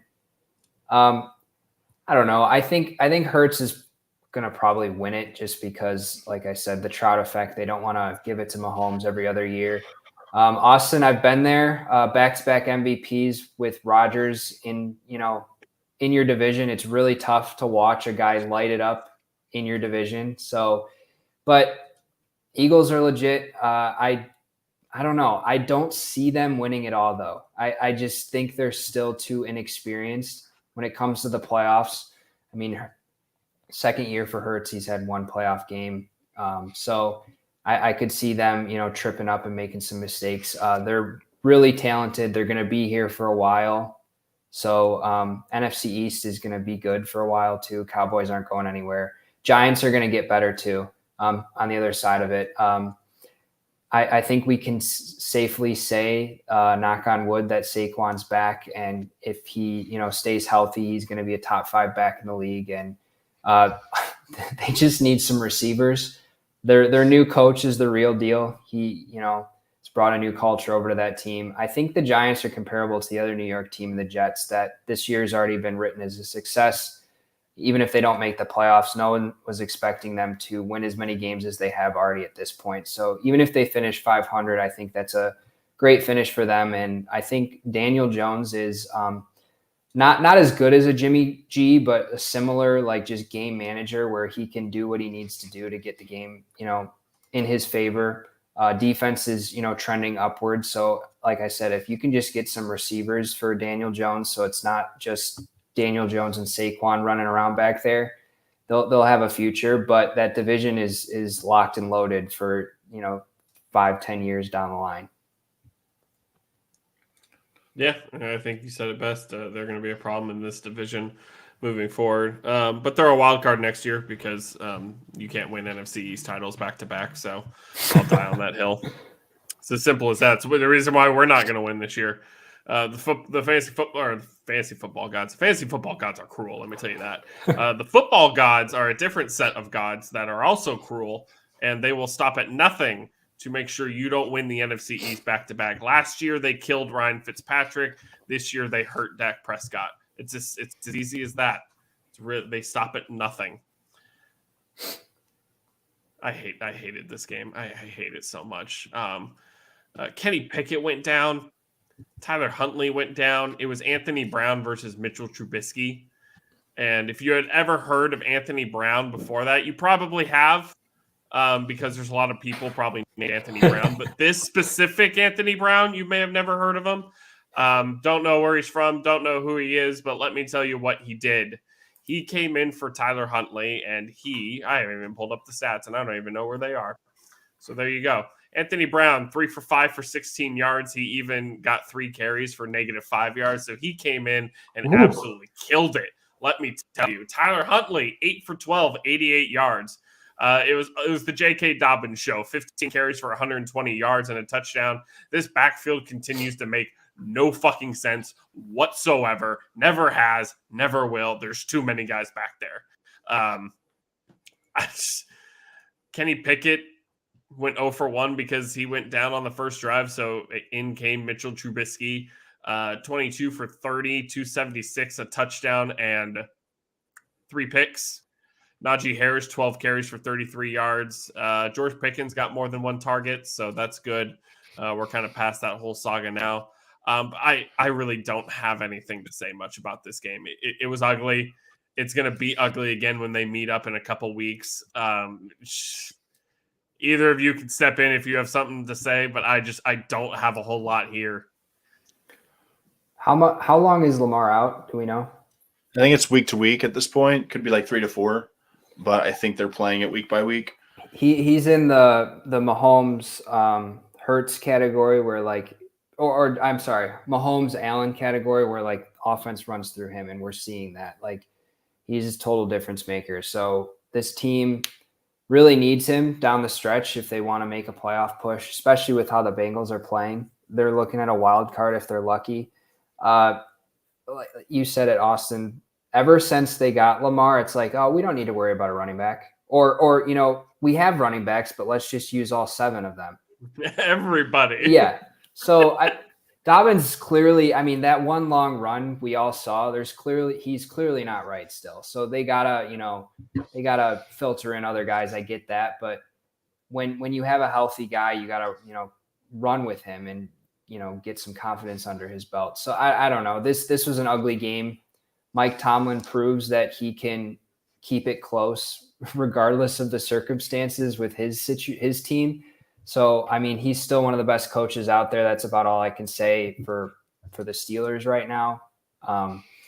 But yeah, Baltimore, if they're not careful, if Lamar, if they're trying to avoid a bigger issue down the road, I get it. But if they're not careful, they're looking at a wild card, and it's going to be tough sledding for them. I genuinely think the Ravens are in for a very, very well. The Ravens can franchise tag Lamar Jackson and he can hold out, and that can be a whole thing next year. I think the Ravens this year are done. I think their time in the sun as being a true contender in the AFC is finished. Whenever your leading receiver is Deshaun Jackson on a weekly basis, you cannot be considered a contender in the year 2022. J.K. Dobbins had a good day, but based upon the way he was running, I wouldn't say it's a sustainable thing. Just looking at the form and how he was running the ball, he does not look right. Nothing about the Steelers' defense has looked right since Big Ben was throwing with the noodle arm. These are 2 teams that are incredibly flawed, playing in a division where their best competitor has the least amount of flaws, and they're incredibly young, and they don't have as much constraints in terms of the cap. The Steelers, all the respect to Mike Tomlin for what he's done in his time. This will be his first losing season, and that's fine. He's not going to get fired. John Harbaugh, your job is safe. But I don't know what upside we're looking towards. I think the Steelers probably have a brighter future at this point because for all we know, Lamar Jackson might not be a Raven after this season. And you can like Tyler Huntley as much as you like, but he is not Lamar Jackson.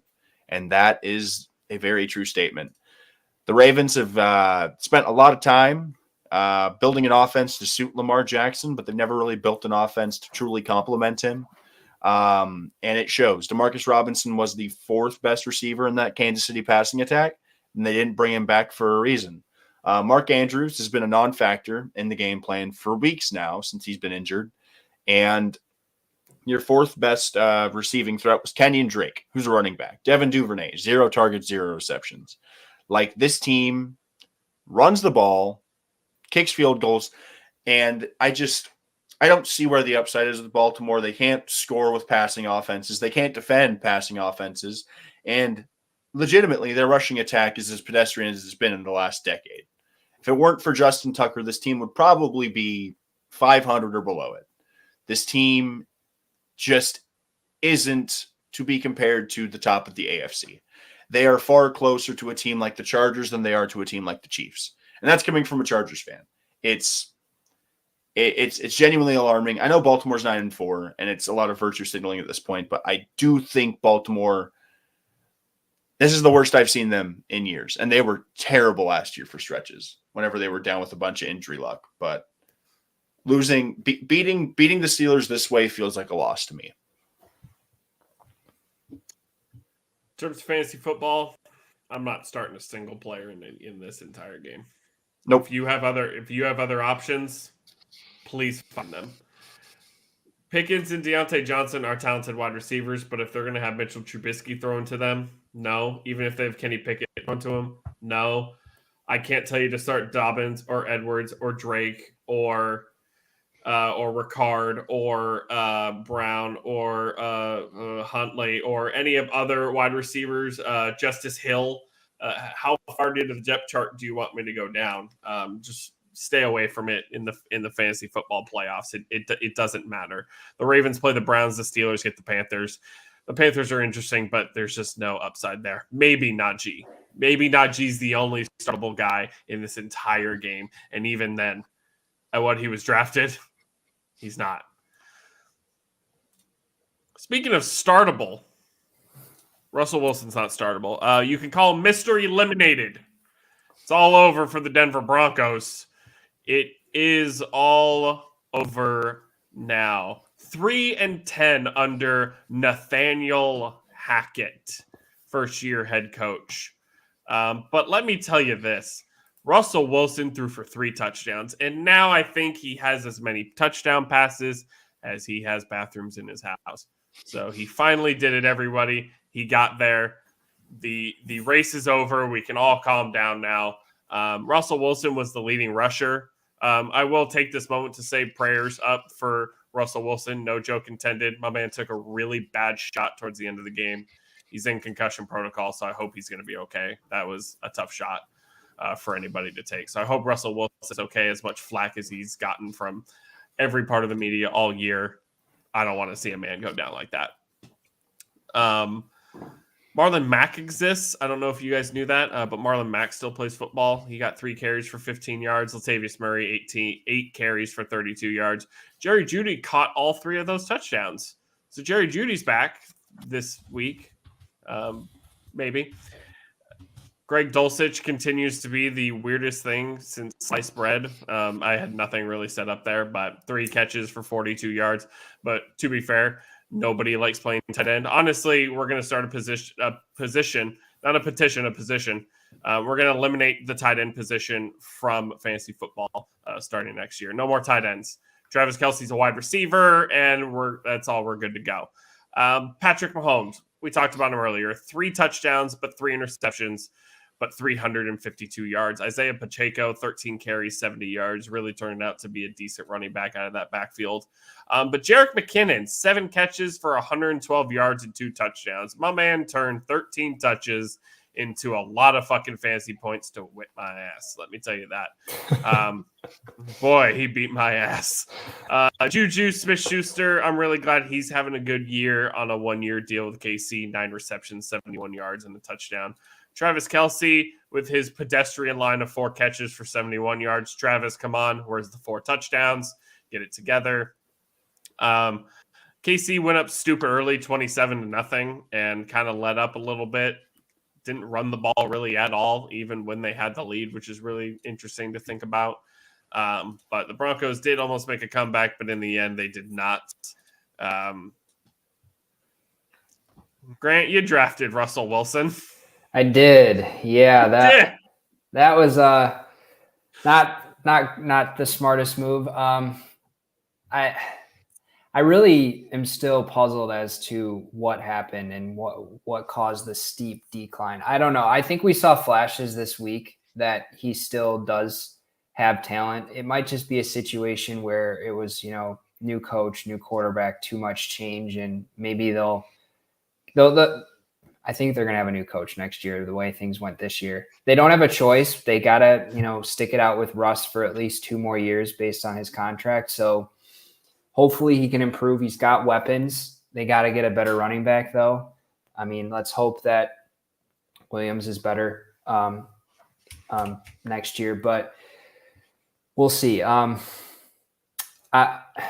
really don't. I'm kind of speechless on the Broncos situation. the Chiefs are the Chiefs. They've, they're going to do this every year as long as Mahomes is, a quarterback for their team and Andy Reid's the coach. It's the best duo, quarterback coach in the league, in my opinion. Mahomes is little underhand toss, whatever you want to call it, to McKinnon, where, it hits him in stride and he happens to run, 50 some yards for a touchdown. It's just, he continues to amaze you week after week. He is the best in the league and will be as long as he's putting up these numbers and, creating these plays after, he scrambles out of the pocket.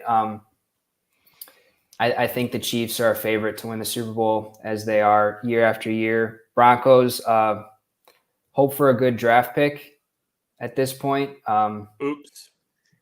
But it's gone. So yeah, I don't. I think this was a situation where the Chiefs got ahead and the defense got sloppy. That's the only reason this score is as close as it is. But yeah, Chiefs are doing what they always do, and the Broncos are in for a rough offseason. Yeah, as I said earlier with the Deshaun Watson thing, it's the Washington Commanders traded for a guy named Carson Wentz in the offseason. And as we said about Zach Wilson, it's one thing to draft the wrong quarterback. It's another thing to trade for the wrong quarterback. Denver did the worst thing you could possibly do. You trade for the wrong guy and you pay him instantaneously. The entire state of Colorado is probably going to scratch their heads for the next 4 years thinking about why they paid Russell Wilson on an extension before he ever played a down of Broncos football. This season is lost. Nathaniel Hackett's job is also lost, and they're just hoping that they can recoup whatever it is they can look forward to next season with. Javonte Williams should come back healthy, but I wouldn't count the eggs before they hatch. His knee injury is more in line with J.K. Dobbins' ACL injury last year than it is your typical ACL tear. I believe it was ACL, MCL, and I believe PCL for Javonte Williams. So the road back for him is a lot longer than your standard major knee injury. What can we say? As a Chargers fan, Patrick Mahomes has been the boogeyman for the last 4 years of my life, and that's not going to change anytime soon. Congratulations to the Chiefs on being AFC West champions for the umpteenth year in a row. Congrats, Andy Reid, for being the best coach in the division for the umpteenth year in a row. Congrats to Travis Kelce for climbing the tight end ranks for the umpteenth year in a row. Death, taxes, and the Chiefs playing in an AFC championship game. It's how it works. This game got close in the end. Jerry Jeudy did his best. He had his best efforts to win this game, albeit shoving a ref before the game was over or bumping into him while he was walking to the sideline with his helmet off. Wild. I keep an eye on that. I don't know if they're going to fine him or even issue a 1-game suspension for making contact with an official. Not sure how that's going to play out. We know how the Broncos season is going to play out. They're going to suck. Hopefully they can win a couple more games so they don't feel as bad about their draft pick. But Kansas City rolls, and I don't think that's going to be changing anytime soon. Yeah, as simple as that all the way around. The Kansas City Chiefs are the class of the AFC, along with the Bills, and the Bengals are putting themselves up there as well. They'll be playing in the playoffs every single year. They'll be winning the division until somebody says otherwise, and right now nobody decided to say otherwise. Patrick Mahomes is one of the best quarterbacks of our current generation in terms of talent, and the way he puts up numbers right now, it's absolutely insane. But yeah, we'll see what they do in the draft. I really like Isaiah Pacheco, but I feel like he should have got more than 13 carries, but I don't know. I feel like they could have a really good run game if they really wanted to. I just don't think they choose to because, Patrick Mahomes exists. We'll see. Devin, I'm going to ask you one simple question. Is this it for Brady? No. I don't think it's ever really going to be it for Tom Brady. I get it. At some point, he's not going to be playing in the NFL. His game this week, 253, 1 touchdown and a pick. It's not this isn't when Peyton fell off a cliff. Brady is still producing at an above league average rate.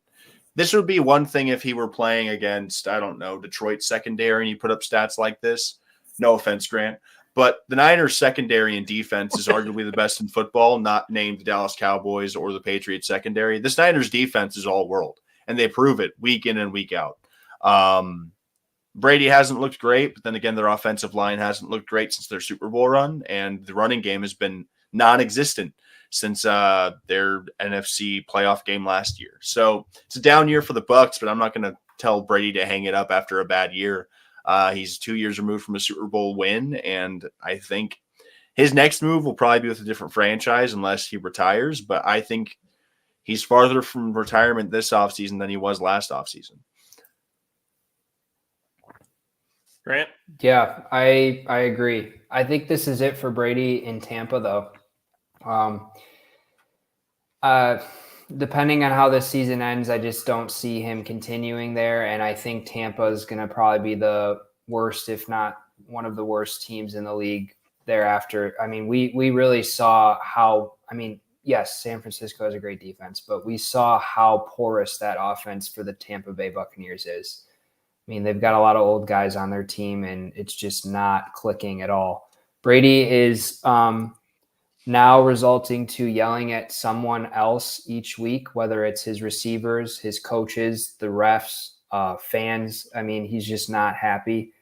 Wouldn't want to get in his way, but they're still going to find a way to make the playoffs, and who knows what happens when Brady's in the playoffs, you know, when the game's on the line. So I wouldn't count them out. I don't think they're making it close to the Super Bowl, but wouldn't be surprised if they somehow get lucky and win the wild card game. For San Francisco, they're proving what a good coach can do for you. They've got Mr. Irrelevant, their third string quarterback, you know, stomping on a Super Bowl team from 2 years ago, just because they've got a great play caller. They've got a lot of Swiss Army knives on their team. We'll see how serious Debo's injury is. I think they still could probably rest him rest of the season and then, you know, go into the playoffs with him hopefully a little bit healthier.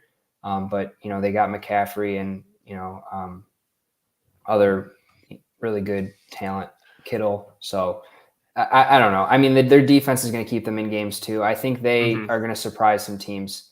Wouldn't be surprised if they're in the NFC Championship game again. But I don't see them making it to the Super Bowl because they don't have the, you know, quarterback that can put them over the top. And I kind of glossed over the Niners in my analysis, Austin, because the Bucs are kind of just like the talk of the town. I think that's kind of the Niners' best asset moving into the playoffs, because the biggest thing about the NFC's playoffs this current season is all the superstar to like transcendent level quarterbacks are in the AFC, for lack of better terms. I said that like 14 times in this podcast, but you know, the AFC has better quarterbacks. It's just point blank and period. Jalen Hurts is great, and he's had an amazing season, but his defense is susceptible to giving up yards on the ground. And, you know, the secondary can have bad weeks. Out of all the teams in the playoffs, yes, Tom Brady's great, but the offensive line is still going to suck whenever they make the playoffs. I think Tampa can beat a team like the Cowboys, give or take, depending if I don't know, because with Bruce Arians, the Bucs feel like a different team than with Byron Leftwich. And so for the first time in a long time, you don't have a top-tier quarterback. You don't have a coach that you can completely count on for any of the true contenders. Kevin O'Connell, first-year coach. Nick Sirianni, second-year coach. The only coach that you can have legitimate faith in is Kyle Shanahan, and he hasn't held on to a lead in a huge game since I don't know when. The NFC is wide open is what I'm trying to say. And to say that any team has a better shot than the Niners at this point, for me, feels a little disingenuous, because at least with the Niners, the biggest problem I have with them moving forward was the upside of Jimmy Garoppolo. All they need Brock Purdy to do at this point in the season is not throw suicide balls, not turn the ball over, and allow the playmakers to put points up. Because if the Niners can score 30-plus every week, they're not losing games. This defense, if you give them 20 to 25 a week, it's going to be really hard to knock out this Niners team. And besides the Eagles, I don't know if there's another team in the NFC that can promise you that on a week-to-week basis. Yeah, I think Purdy week to week just needs to hit 60 to 65% of his passes. Yeah. I think that's reasonable to ask for him. He hit 76% this week. He only threw for 185, and yet they still stomped out Tampa Bay.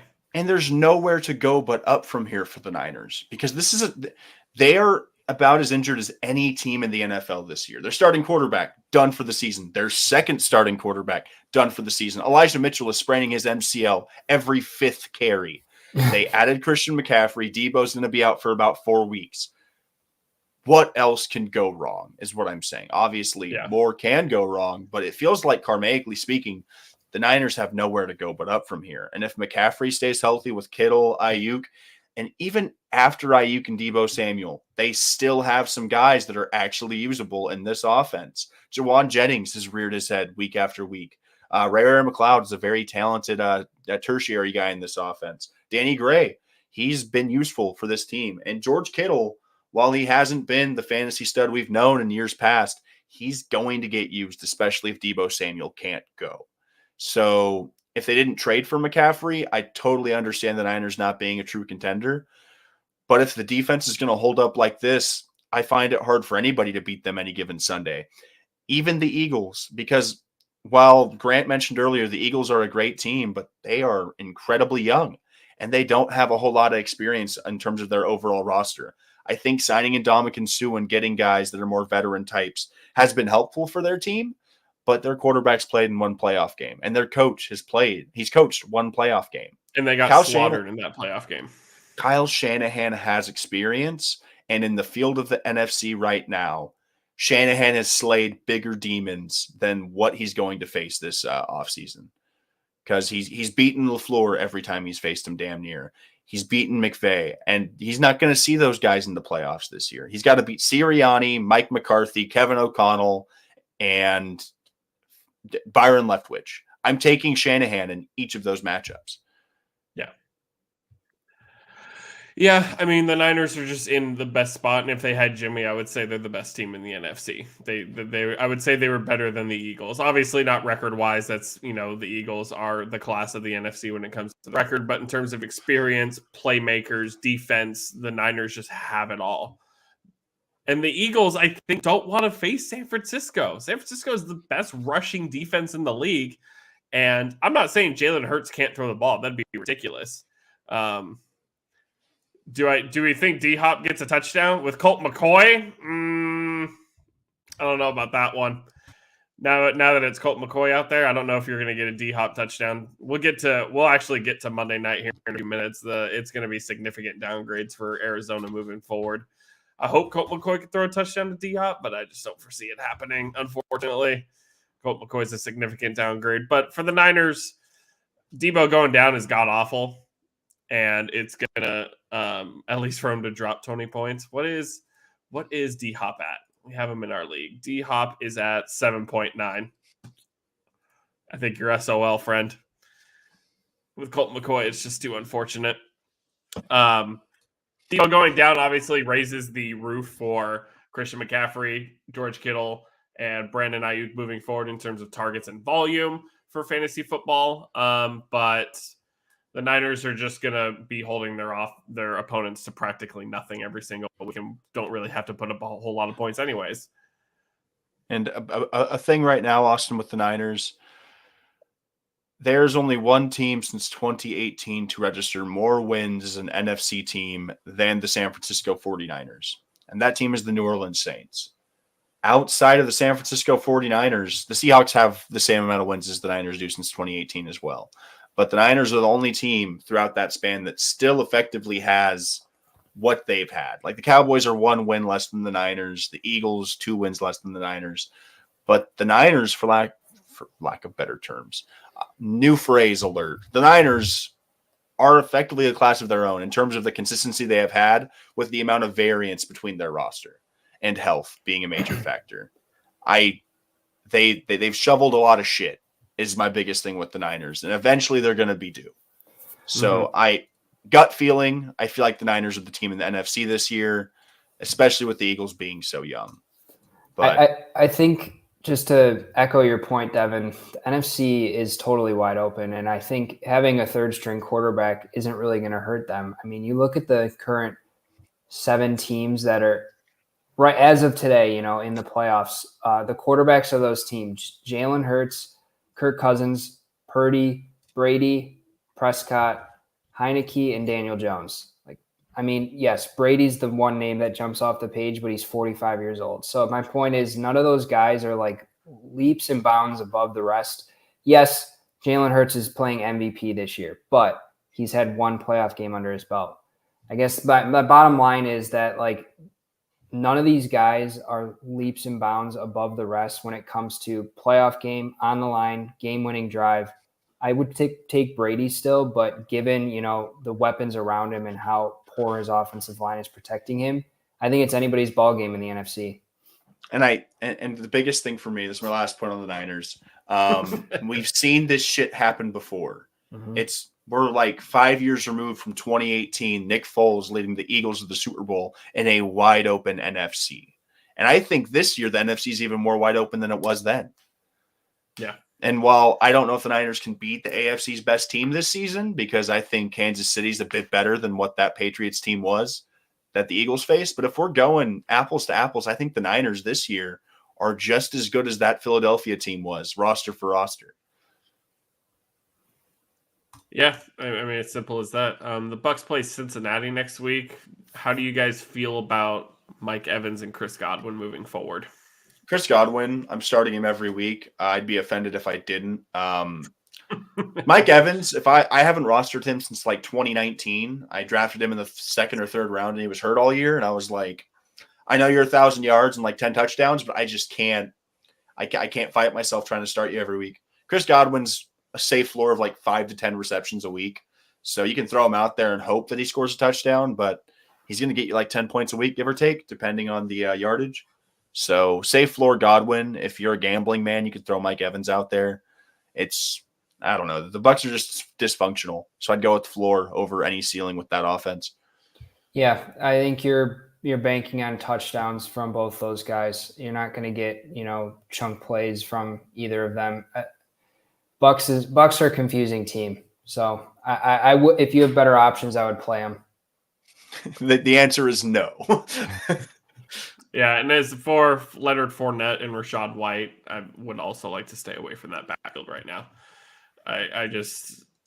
Rachaad White got the bulk of the carries, 13 for 56. Lenny got 4 for 13. But Lenny did see 6 catches for 33 yards, and Rachaad White got 5 for 21. So Rachaad gets more touches in the end, but I just don't know. If you have better options at running back, please do. But if you're going to pick one, it might as well be Rachaad White, I guess. They seem to give him more touches as long as Leonard Fournette continues to not look very healthy for the most part. For the Niners, they play the Seahawks.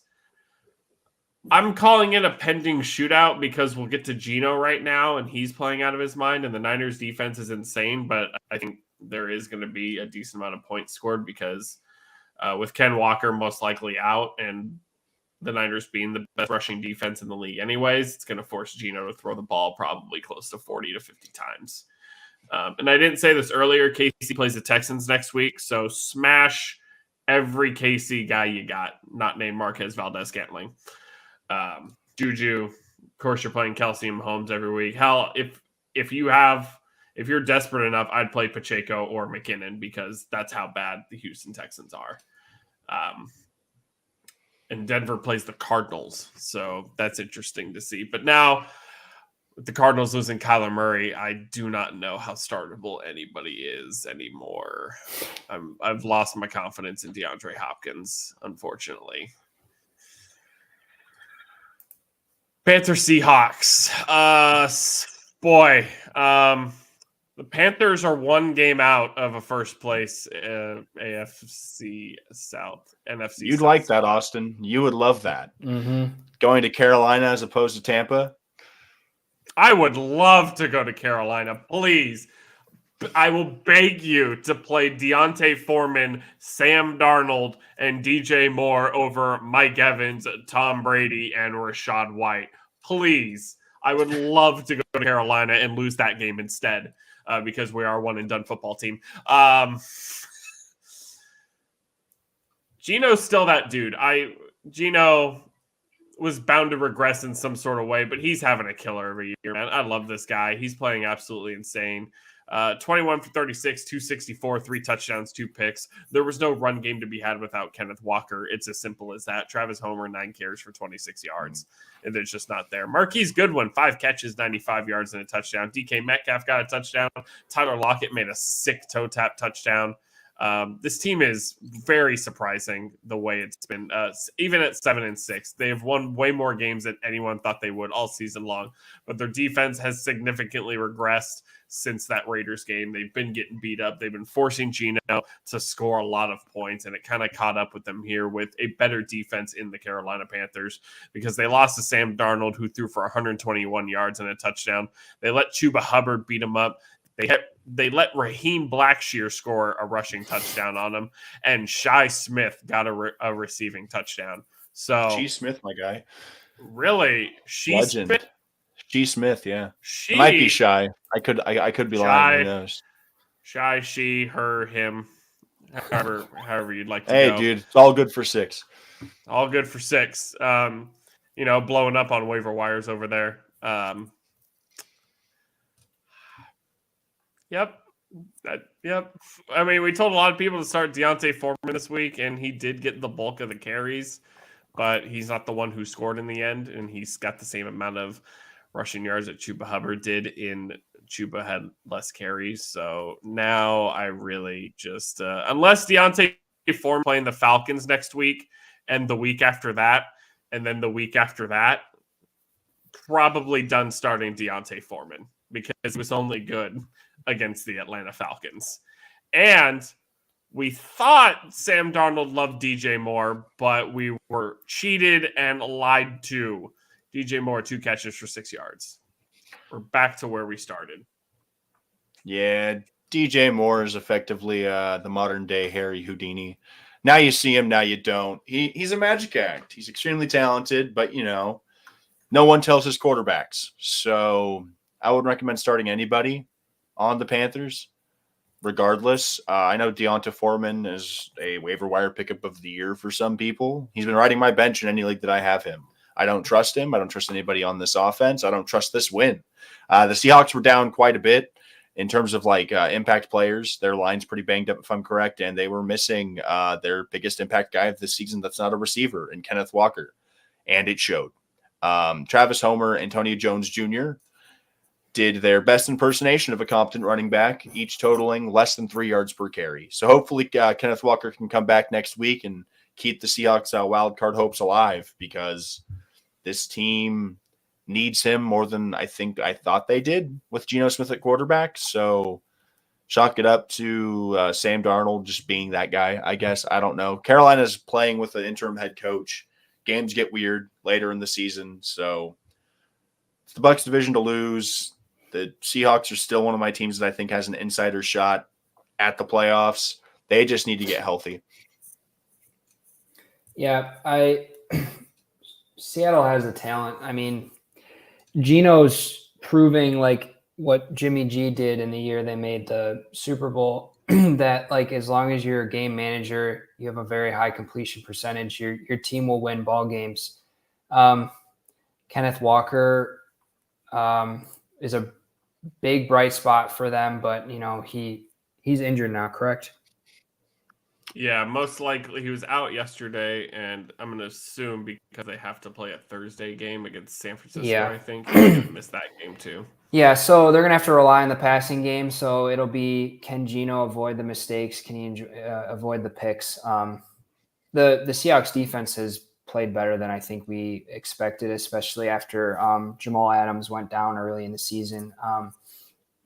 Panthers would be the shock of the century if they, interim head coach, trade away their best player, literally revolving door at quarterback, say goodbye to Baker. Now they're on Sam Darnold again. If they make the playoffs, it'd be really interesting.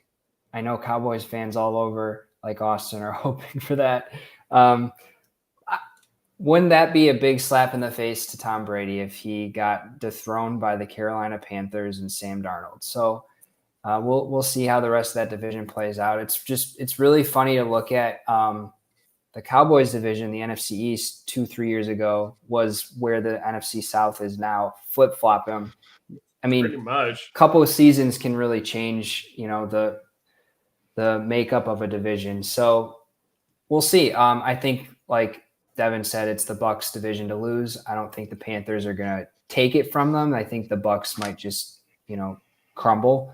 But yeah, Seattle, As a Lions fan, I'm hoping they lose games because they do have that tiebreaker against us and that heartbreaking loss.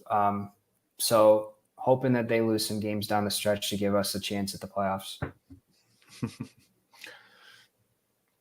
Panthers get the Steelers. So, no, nobody at all is starting on your fantasy football lineup.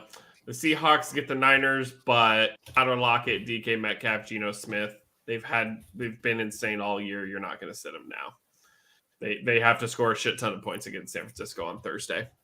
You have to start those guys. The moment Devin's been waiting for.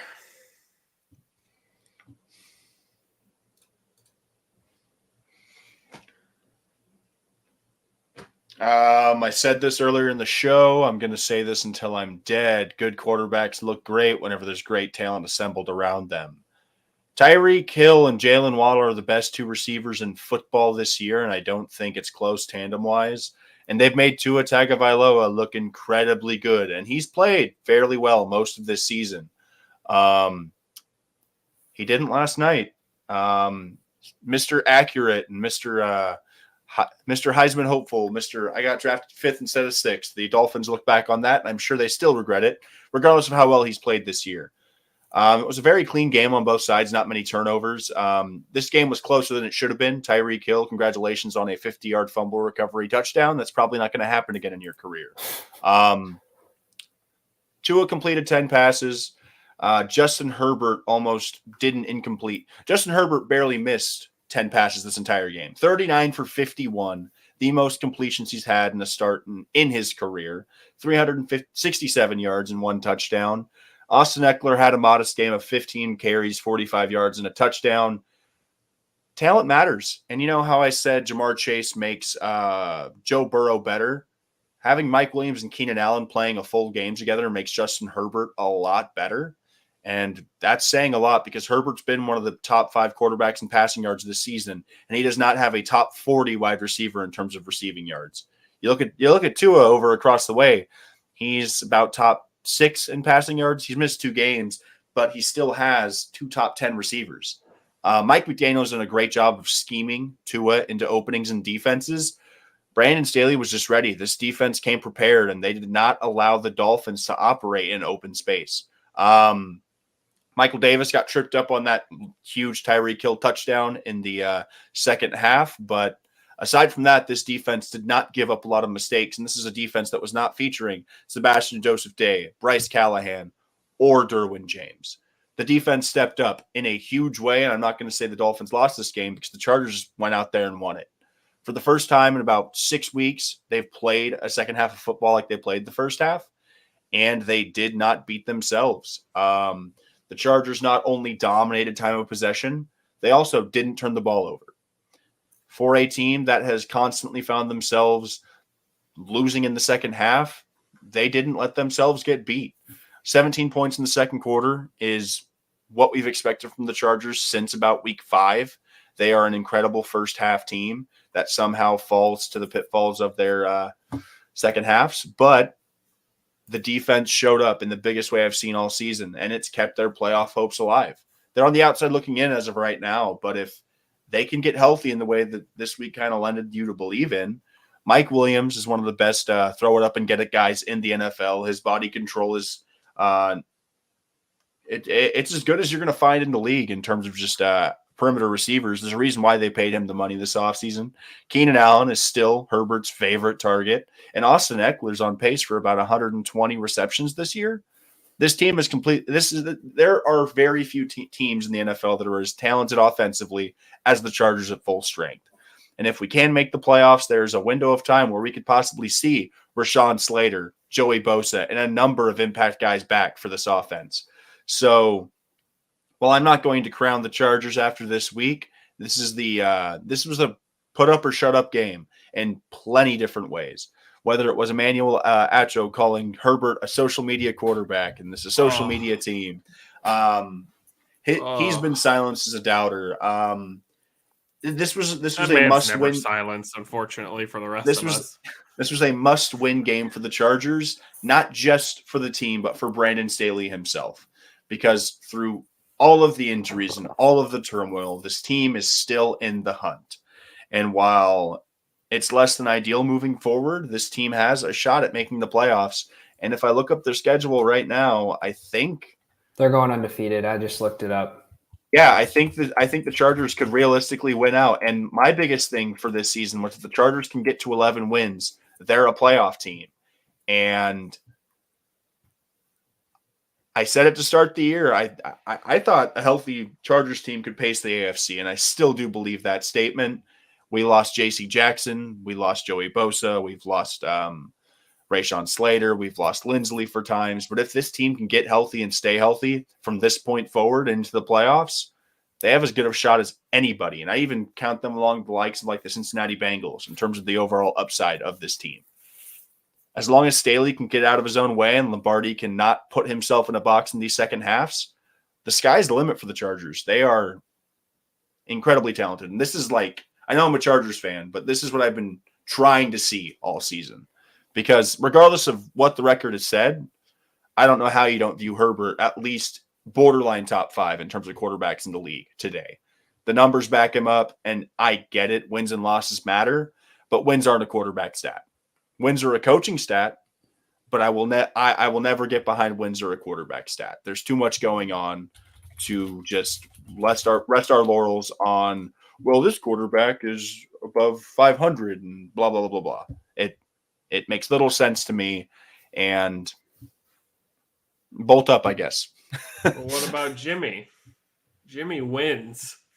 Well, because that's the biggest thing. I understand Herbert has turned the ball over in less than stellar situations, but people act like Justin Herbert's out here throwing 20 picks a season. He's got 7 on the year to pair that with 21 passing touchdowns. He had 15 last year with 38. Like, anybody can push a narrative to fit their own ideals, but Herbert's breaking record after record after record. Like, he just broke the most passing yards in the first 3 seasons of any player's career in the NFL. And the biggest thing about that stat is Patrick Mahomes didn't play but 1 game his rookie year. So those stats are a little skewed in favor of Herbert. But outside of Mahomes, I don't think we've seen a quarterback start off their career better to this point, statistically. Yeah. But I'll leave it at that. Shout out the Los Angeles Chargers. Tua, you had a bad day. Sucks it was against the Chargers. And Tyreek Hill, you still haunt my dreams. He never leaves. He's always here. Death, taxes, and Tyreek Hill burning the Chargers secondary. I mean, you basically hit everything on the head. Tua went 10 for 28. And somebody broke down that Tua throws in the middle of the field more than anybody else, simply because he has the speedsters to beat everybody to that spot, and he's looked really good. And I'm not even going to get into yards after catches with Tyreek and Jalen Waddle. Jeff Wilson went down. They didn't really run the ball a whole lot against one of the worst rushing defenses. So that's really something interesting to me, especially when Tua was struggling as bad as he was. And I don't think the Chargers were really stacking the box too much. So it's something, I don't know. Like, I like Mike McDaniels, but like, I feel like Raheem Mostert should have got more than 11 carries. He wasn't being super efficient, but I know Jeff Wilson broke off a 20-yard run. Like, I felt like something was there. End arounds with Tyreek Hill, something. I don't know. It just felt really weird. What did you see, Grant? This might be like a third-person perspective being on the East Coast, but I feel like the Chargers have been inflated ever since Herbert showed up. They beef him up as a top 5 team in the league, and I haven't seen that since. He is a great quarterback, but they haven't proven it to me yet. They haven't made the playoffs and they haven't won a big game. I do think, though, both these teams are going to be wild card teams. Just looking at the landscape of the AFC, I do think, though, that to Devin's point, they have a lot of talent coming back, and they do have the potential to, surprise a team like the Titans if they win their division, and upset based on seeds, a team in the playoffs. So both these teams have a lot of talent, a lot of high powered offenses. So I think I don't know. I don't know what to make with Tua either. I think he is getting the benefit of the doubt because he has 2 speed demons on his team. I think a lot of quarterbacks would look really good with those 2 guys to throw to. I think I don't know. I think he has some consistency issues, and we'll see how it goes throughout the rest of the year and into next season. But Chargers are, I think, a step away from being in the class with the Chiefs and the Bills. They need to make the playoffs and then prove it to me that they can at least win a playoff game before we can start talking about them as a contender. All right, Devin, get him. No, I'm kidding. No. I agree with Grant. My big predictions in the offseason were with a healthy Chargers team, and that's been the biggest thing. Is on paper the Chargers were one of the best teams coming out of the offseason on paper, but Chargers on paper have always been kind of a pipe dream. They have always had talented rosters, and they've always had Achilles heels. Go back to 2010, we had the best offense and best defense according to scoring in football that year, and we missed the playoffs because we had the worst special teams. Our rushing defense is still incredibly suspect in Los Angeles. And while I would love to sit here and say they're the best team in the AFC, we are far from that. But this team can get a lot better in a very short time due to health. Joey Bosa is actually expected to come back to practice this week. I don't expect him to play, but he's been gone for months on the IR. And if there's ever a time to get healthy, it is right now. So all aboard the Chargers train. If we miss the playoffs, nothing new around here. We'll gear up for next year and hopefully stay healthy. But you were talking about like the year the Eagles won. This Chargers team is a team like that, in my opinion. Like, it would not surprise me if they won the Super Bowl. Obviously, the Bills or Chiefs. Like, maybe the Bills and Chiefs play each other and the Chargers get lucky and, only have to play one of them or something. But I don't know how it's all going to shake out. But I could see, like, I would not be surprised if they were in the AFC Championship game, just because if they do hit their stride, they get their players back, there is a chance for them to make serious moves. It's just my main point was they've gotten a lot of hype for not really proving it yet. 100%. And I think a big thing, especially if the Chargers do make the playoffs, teams should pay attention to it because the Chargers have lost to the Chiefs twice this season, and the combined point differential is 6 in those matchups. And the Chiefs beat us the first time on a massive pick 6 late in the game. So 100%, I agree. That first game was the game that Herbert got hit really hard too. Got right? absolutely like Mike White speared, but it was because Herbert's like 6'6". We're like, oh, he's fine. But yeah, rib cartilage is a real thing. Right. So he was playing like when he shouldn't have been. So you really can't even count that as a loss, in my opinion. No, yeah, he got walloped by the Jags, Texans. Then because that's the thing. Herbert is finally getting back to being healthy. Like last night, a big thing that we saw from Herbert was he actually used his legs in a way. There was a big third down where he just took it for 12 yards, slid, and did the whole first down celebration. I hadn't seen that from him in 4 or 5 weeks due to the ribs. And if he's back to 100%, his arm could beat you any given Sunday, but his legs are definitely underrated. Yeah, and all around for next week, the Dolphins play the Bills in heavy snow, so be on the lookout for the weather. You're going to start Tyreek Hill, you're going to start Jalen Waddle, but I would stay away from Miami running backs at this point.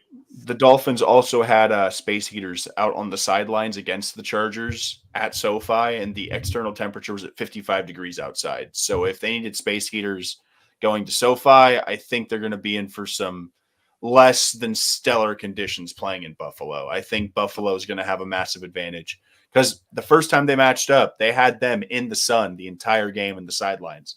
So I think Buffalo is definitely going to be happy to get them in their own weather. But I think they're going to try to make an atomic bomb, but kind of just stay above, almost a second sun, so to speak. I think what the Dolphins are probably going to try and do is Mike McDaniel's going to have a science experiment go through where they have an igloo and a giant magnifying glass, like a greenhouse effect.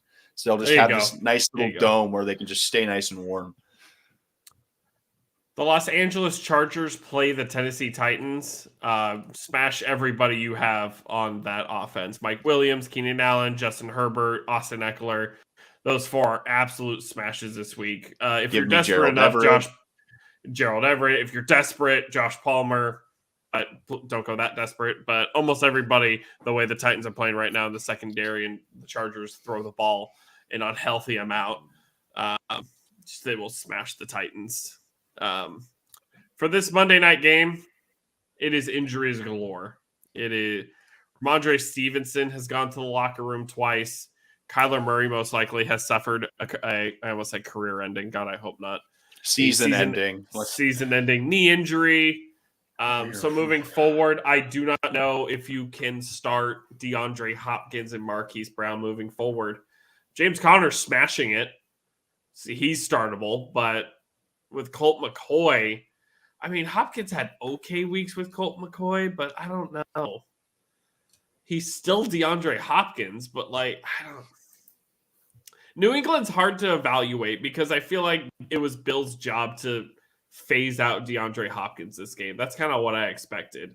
Just always phase out the best player, and then Kyler happened to, lose his knee in this situation. I don't know.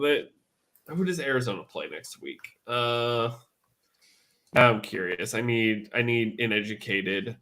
I need some evidence here. They play the Broncos and then the Bucs.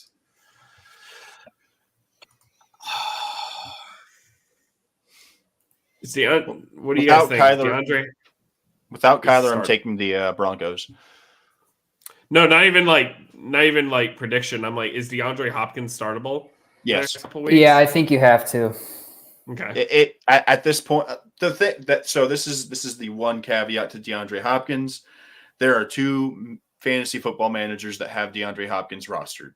The guy that drafted him at the discount and held on to him for the full suspension, or the person that traded for him after he boomed off of the suspension.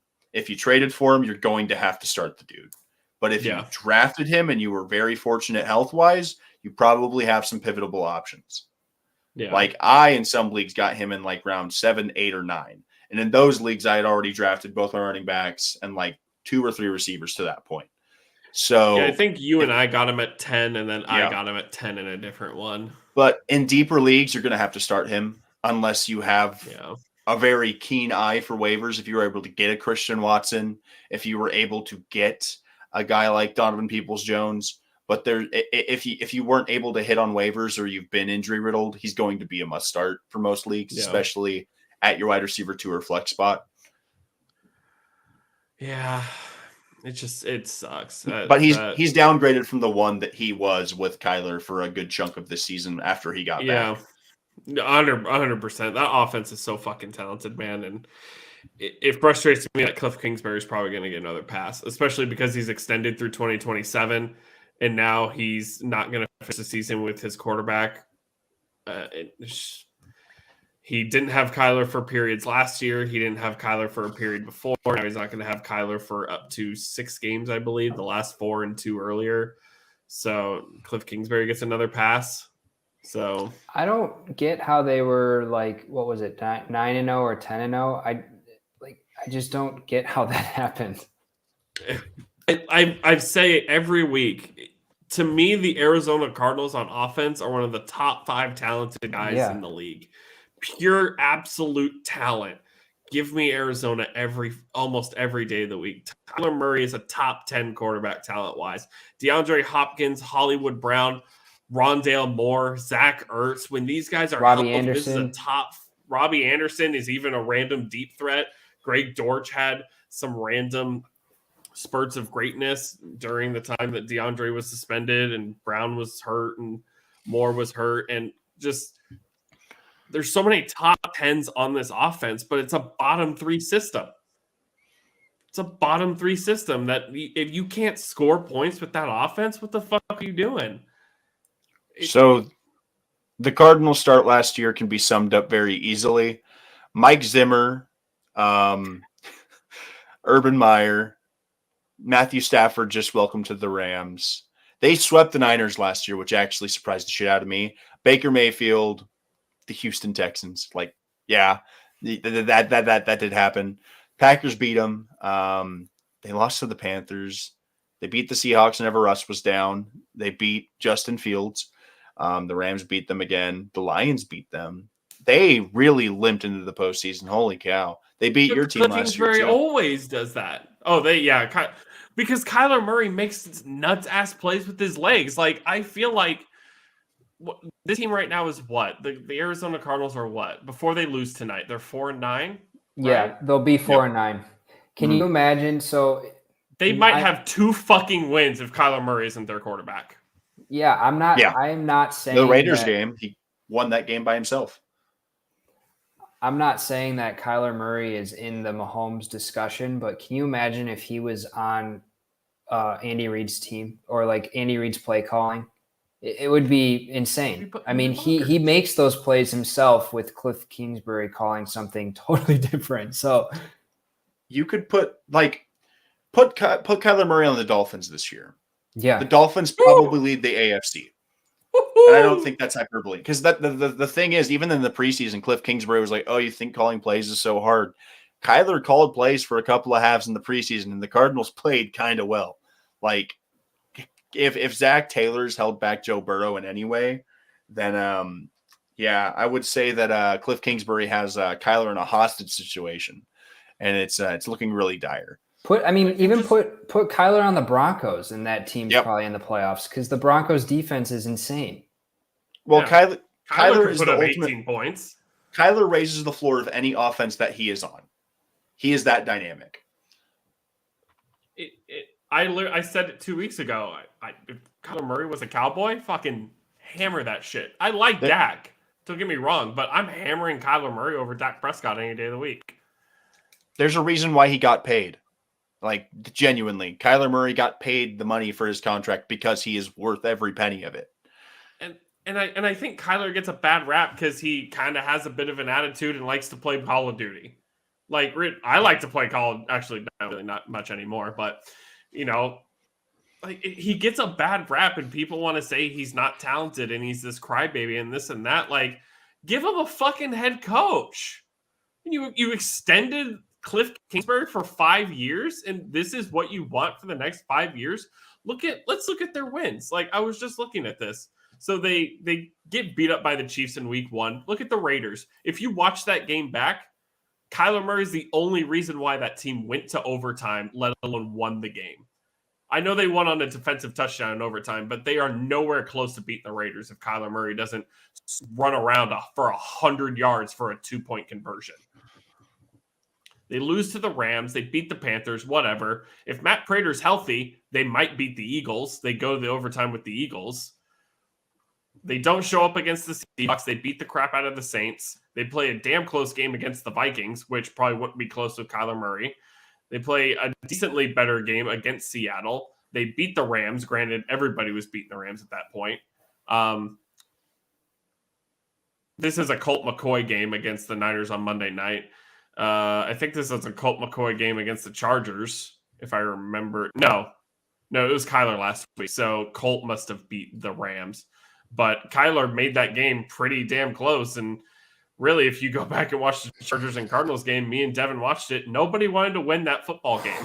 Yeah. It was make second half adjustments challenge. Impossible difficulty for those two head coaches at the time. And just the second half was just no you, and then the Chargers went no you last.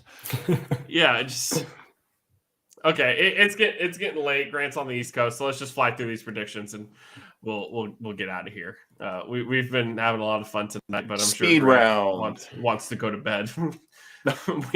we have to go to work in the morning. All right, Thursday night, Niners Seahawks. Niners. Yeah. I think it'll be a great game. I think Gino will show that he can do good against a strong defense, but in the end, the Niners should be winning this football game. Colts Vikings. Give me the Vikings. Justin Jefferson's going to have like 300 yards and 2 touchdowns. Stephon Gilmore's human. Yeah, Vikings. Ravens Browns. Give me the Browns. I think Lamar doesn't play. Tyler Huntley's in concussion protocol, and Deshaun Watson is getting better week by week, and Nick Chubb is still Nicholas Chubb. Like, I don't like the Ravens right now at all. Yeah, if Lamar plays, I got Baltimore, but if he doesn't, I got Cleveland. Yeah, the last note I read is that the organization looks like they're pushing towards week 16, but he could play in 15. But with the knee injury, I doubt that. He didn't do it with an ankle injury last year. I don't see him doing it again. So I'll take the Browns. Dolphins, Bills. Give me the Bills. It's going to be like 7 inches of snow based upon the forecast. I don't know how Tua's going to perform in that. Like, it was one thing whenever the Bills, they barely beat the Bills in Miami earlier this year after Tua almost died on the field. Cold weather isn't going to lend itself to much inspiration for anybody. Josh Allen's a huge dude. Tua isn't. I just think the Bills are built more for a snow game, which is funny. My hot take of the week is got the Dolphins in this game. Tyreek's used to the cold with KC, and that's fair. Some end arounds to him or some little shovel passes, and no one can catch him. I mean, snow is a run game, and he's the fastest on the field still. So I think he has a huge game. This is definitely a loser leaves town match. Winner of this game wins the division. I think the Bills need this more than Miami does. I think Miami can travel offensively better than the Bills can. Defensively, they can't. I saw a stat last night. The Miami defense gives up like 35 on the road, and at home it's like 15. So, Jesus. Yeah. So Miami needs this win too if they want to actually produce in the playoffs. But yeah. It's a loser leaves home matchup. I'm going to take the Bills too. Eagles, Bears. Eagles. Jets, Lions. We're going Lions, dude. I'm rolling with Grant's team. DeAndre Swift get healthy, Jamal Williams 2 touchdowns, and Jared Goff, he's not afraid of some Jets. Like Mike White might not even play this coming week. I'm sure his ribs are absolutely basted, smoked to 350 degrees. He's not going to be in any shape to play effectively this weekend. After that, I'm going to take the Lions too, because if you look at their opponents over this 5 out of 6 run, they're not beating bad teams. Like they are, but they beat the Vikings and they held Kirk to 23 points. They almost put away Josh Allen and the Bills. They absolutely destroyed the Jacksonville Jaguars, who really on paper in the way they've been playing are not a bad team. They beat the crap out of the Giants, who have way overperformed this year, but you can't count them out. They played a war against the Bears, like Lions team, and they beat the Packers. Like what? I mean, the Packers, aren't what they used to be, but my point is they're not beating like the bottom teams. They haven't beaten the Texans 5 times in a row. Like they're playing good teams and they're playing hard, and their defense, Grant, not giving up 35 points. Yeah, I'm a pessimistic Lions fan, as all of us are.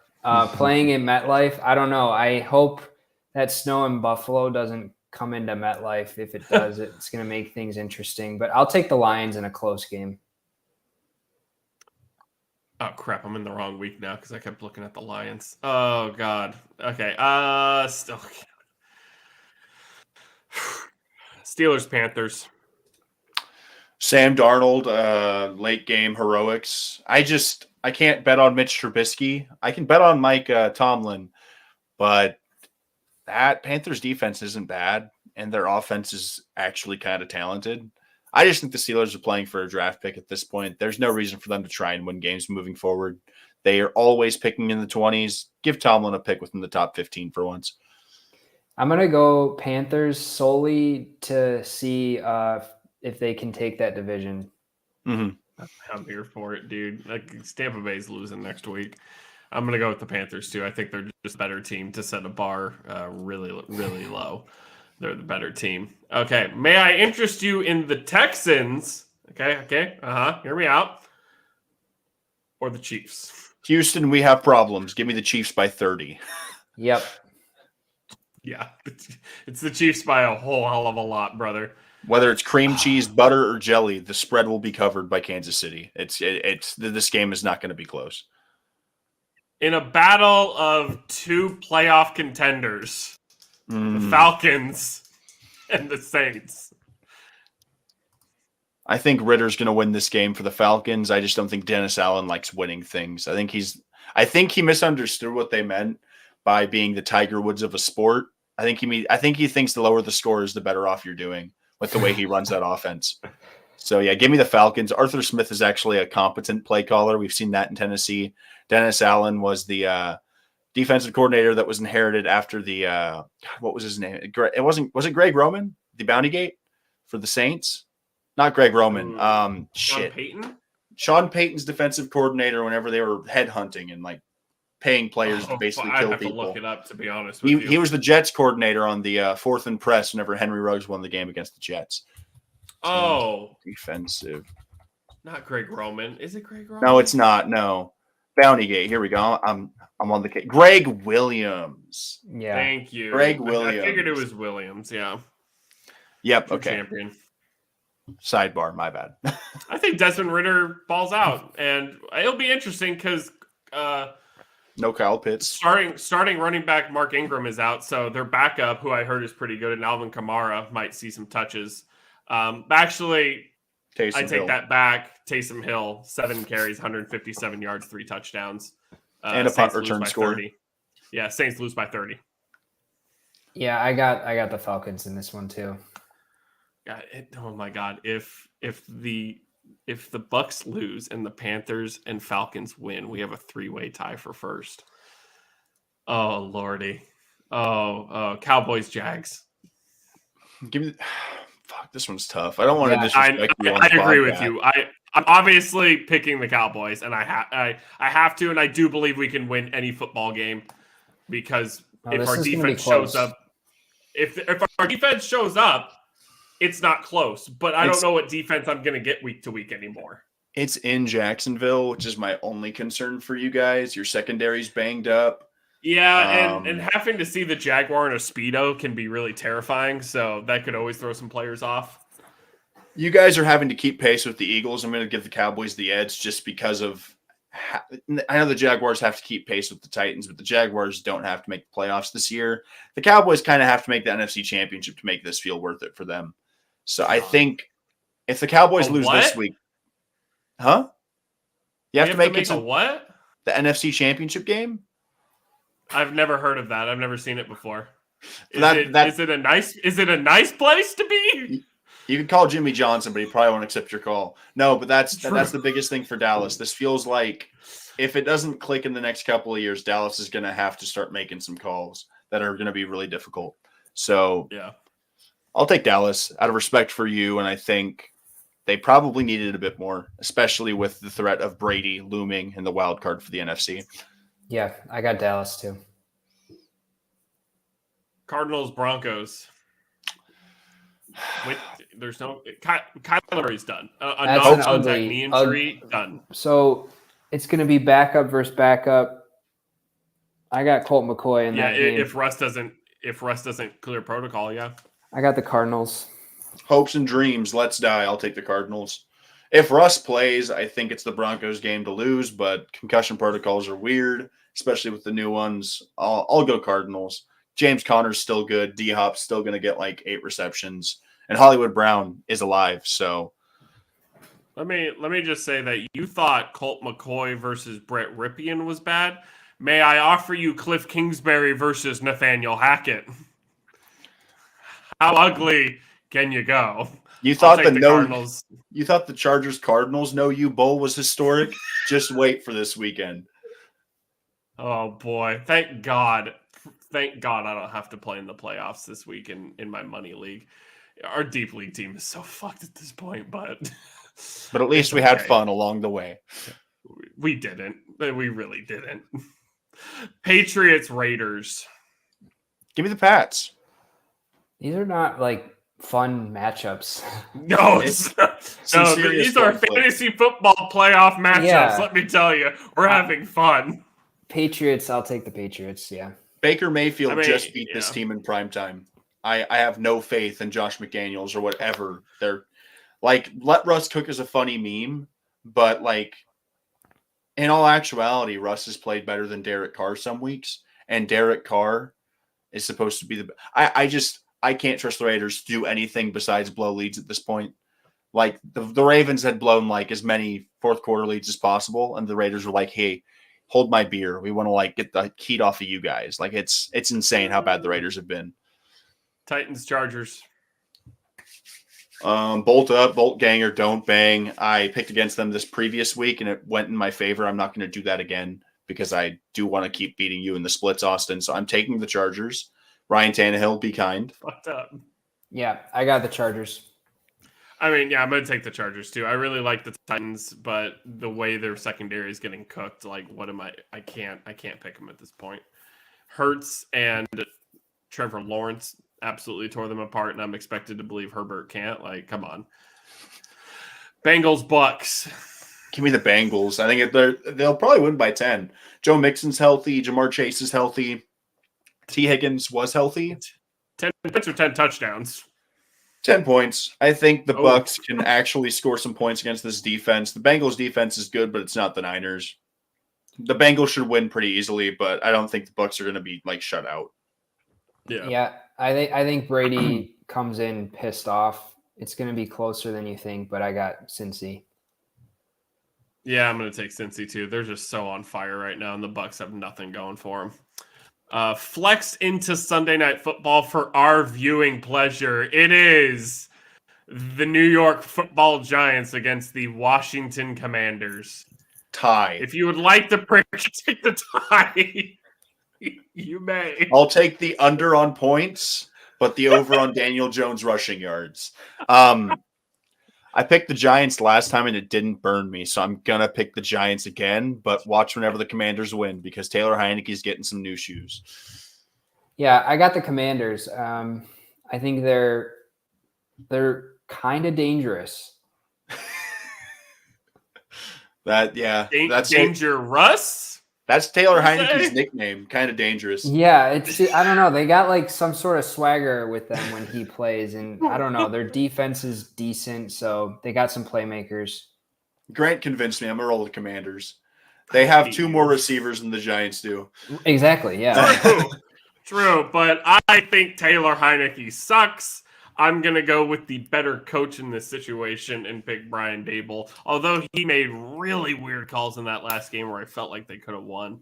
But I'm still going to take the New York Football Giants. And then, once again, Monday Night Football for our viewing pleasure. It is the Los Angeles Rams and the Green Bay Packers.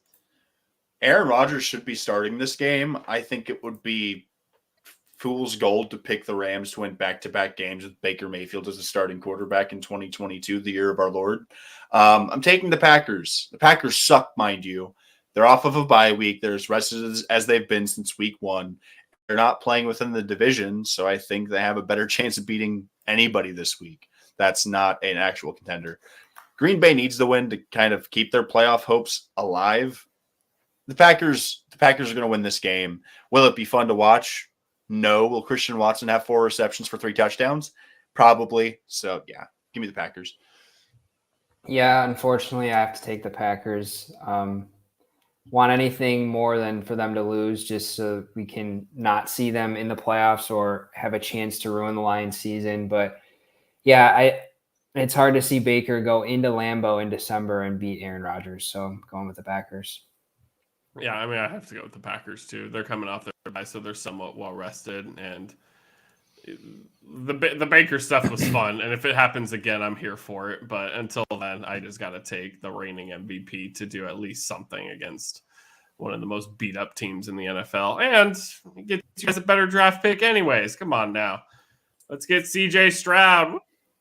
I have no idea where that pick is going to go, to be honest with you, but. It's been a long night, kids. We've had a lot of fun. Grant, I can't thank you more for coming on and hanging out with us for 2.5 hours, just shooting shit and having a good time. Yeah, thank you guys for having me on. Yeah, pleasure as always, Grant. You're welcome anytime. Detroit, stand up. Hopefully we can see the Lions in the playoffs this year. Hopefully all of our teams make the playoffs. Yeah, that'd be great. Let's all hope for that. That happens. Fun. We could do a postseason preview show, and Grant can come back on and talk his shit. Exercise all of the emotions of the last decade plus. Like Matthew Calvin Johnson, this is for you. Stafford, thank you for your sacrifice. Your elbow was good for us, and now you're helping us in the draft category moving forward. Man, don't want to play the Cowboys again where we have a controversial call, but we won't get into that. Hey, Austin, was it a catch? What controversial call? Was it a catch? Des caught it, but don't ask Gene Steratore. Let him pull out his index card and see what it says, so we'll figure it out from there. Phillip Rivers. It's funny. Rivers played the AFC Championship game with a torn ACL, and he's not a fucking Hall of Famer. Breaks my heart. Hey, man, Josh McCown played a playoff game with 2 torn ACLs. I understand, but he was 50. He was 50 at the time. Don't you dare bash the name of Joshua Treadwell McCown. How dare you? Okay, before we keep going, you know where we are. Go get Grant on Twitter at database hit. However you say it, it doesn't really matter. He can't hear you anyways, so go follow him. He's got a lot of good stuff. Baseball is absolutely going fucking bonkers right now, and it's only December. We got a whole lot, and Grant's got everything for you that you need. All the Passan bombs, all pass-in bombs, Passan bombs. However you say that, too. There's a lot of things going on here we all can't figure out. It's okay. Can't hear you anyways. There's still a lot of shortstops to be signed, and Devin really wants Carlos Rodon because he didn't get Aaron Judge, but that's neither here nor there. And I'll take both Carloses. True. Carlos, as always, we are here. Thank you, Grant. Thank you, guys. You. We'll be back Saturday morning for some fantasy. There is 3 games on Saturday, so we'll be here an hour before kickoff for your fantasy start sits, and then we will be back the very next morning for more fantasy start sits. Whether we are right or wrong, start the players to score the most points. Fantasy football is a skill game where the better players always win. Like, comment, subscribe, follow us on Twitter, interact with us all week long. Devin, Grant, you guys got anything left? I'm good. Go Lions. Go Chargers, and I'm going to leave it to the loving fans the best way I can. As Arson Judge put it to the Giants, peace.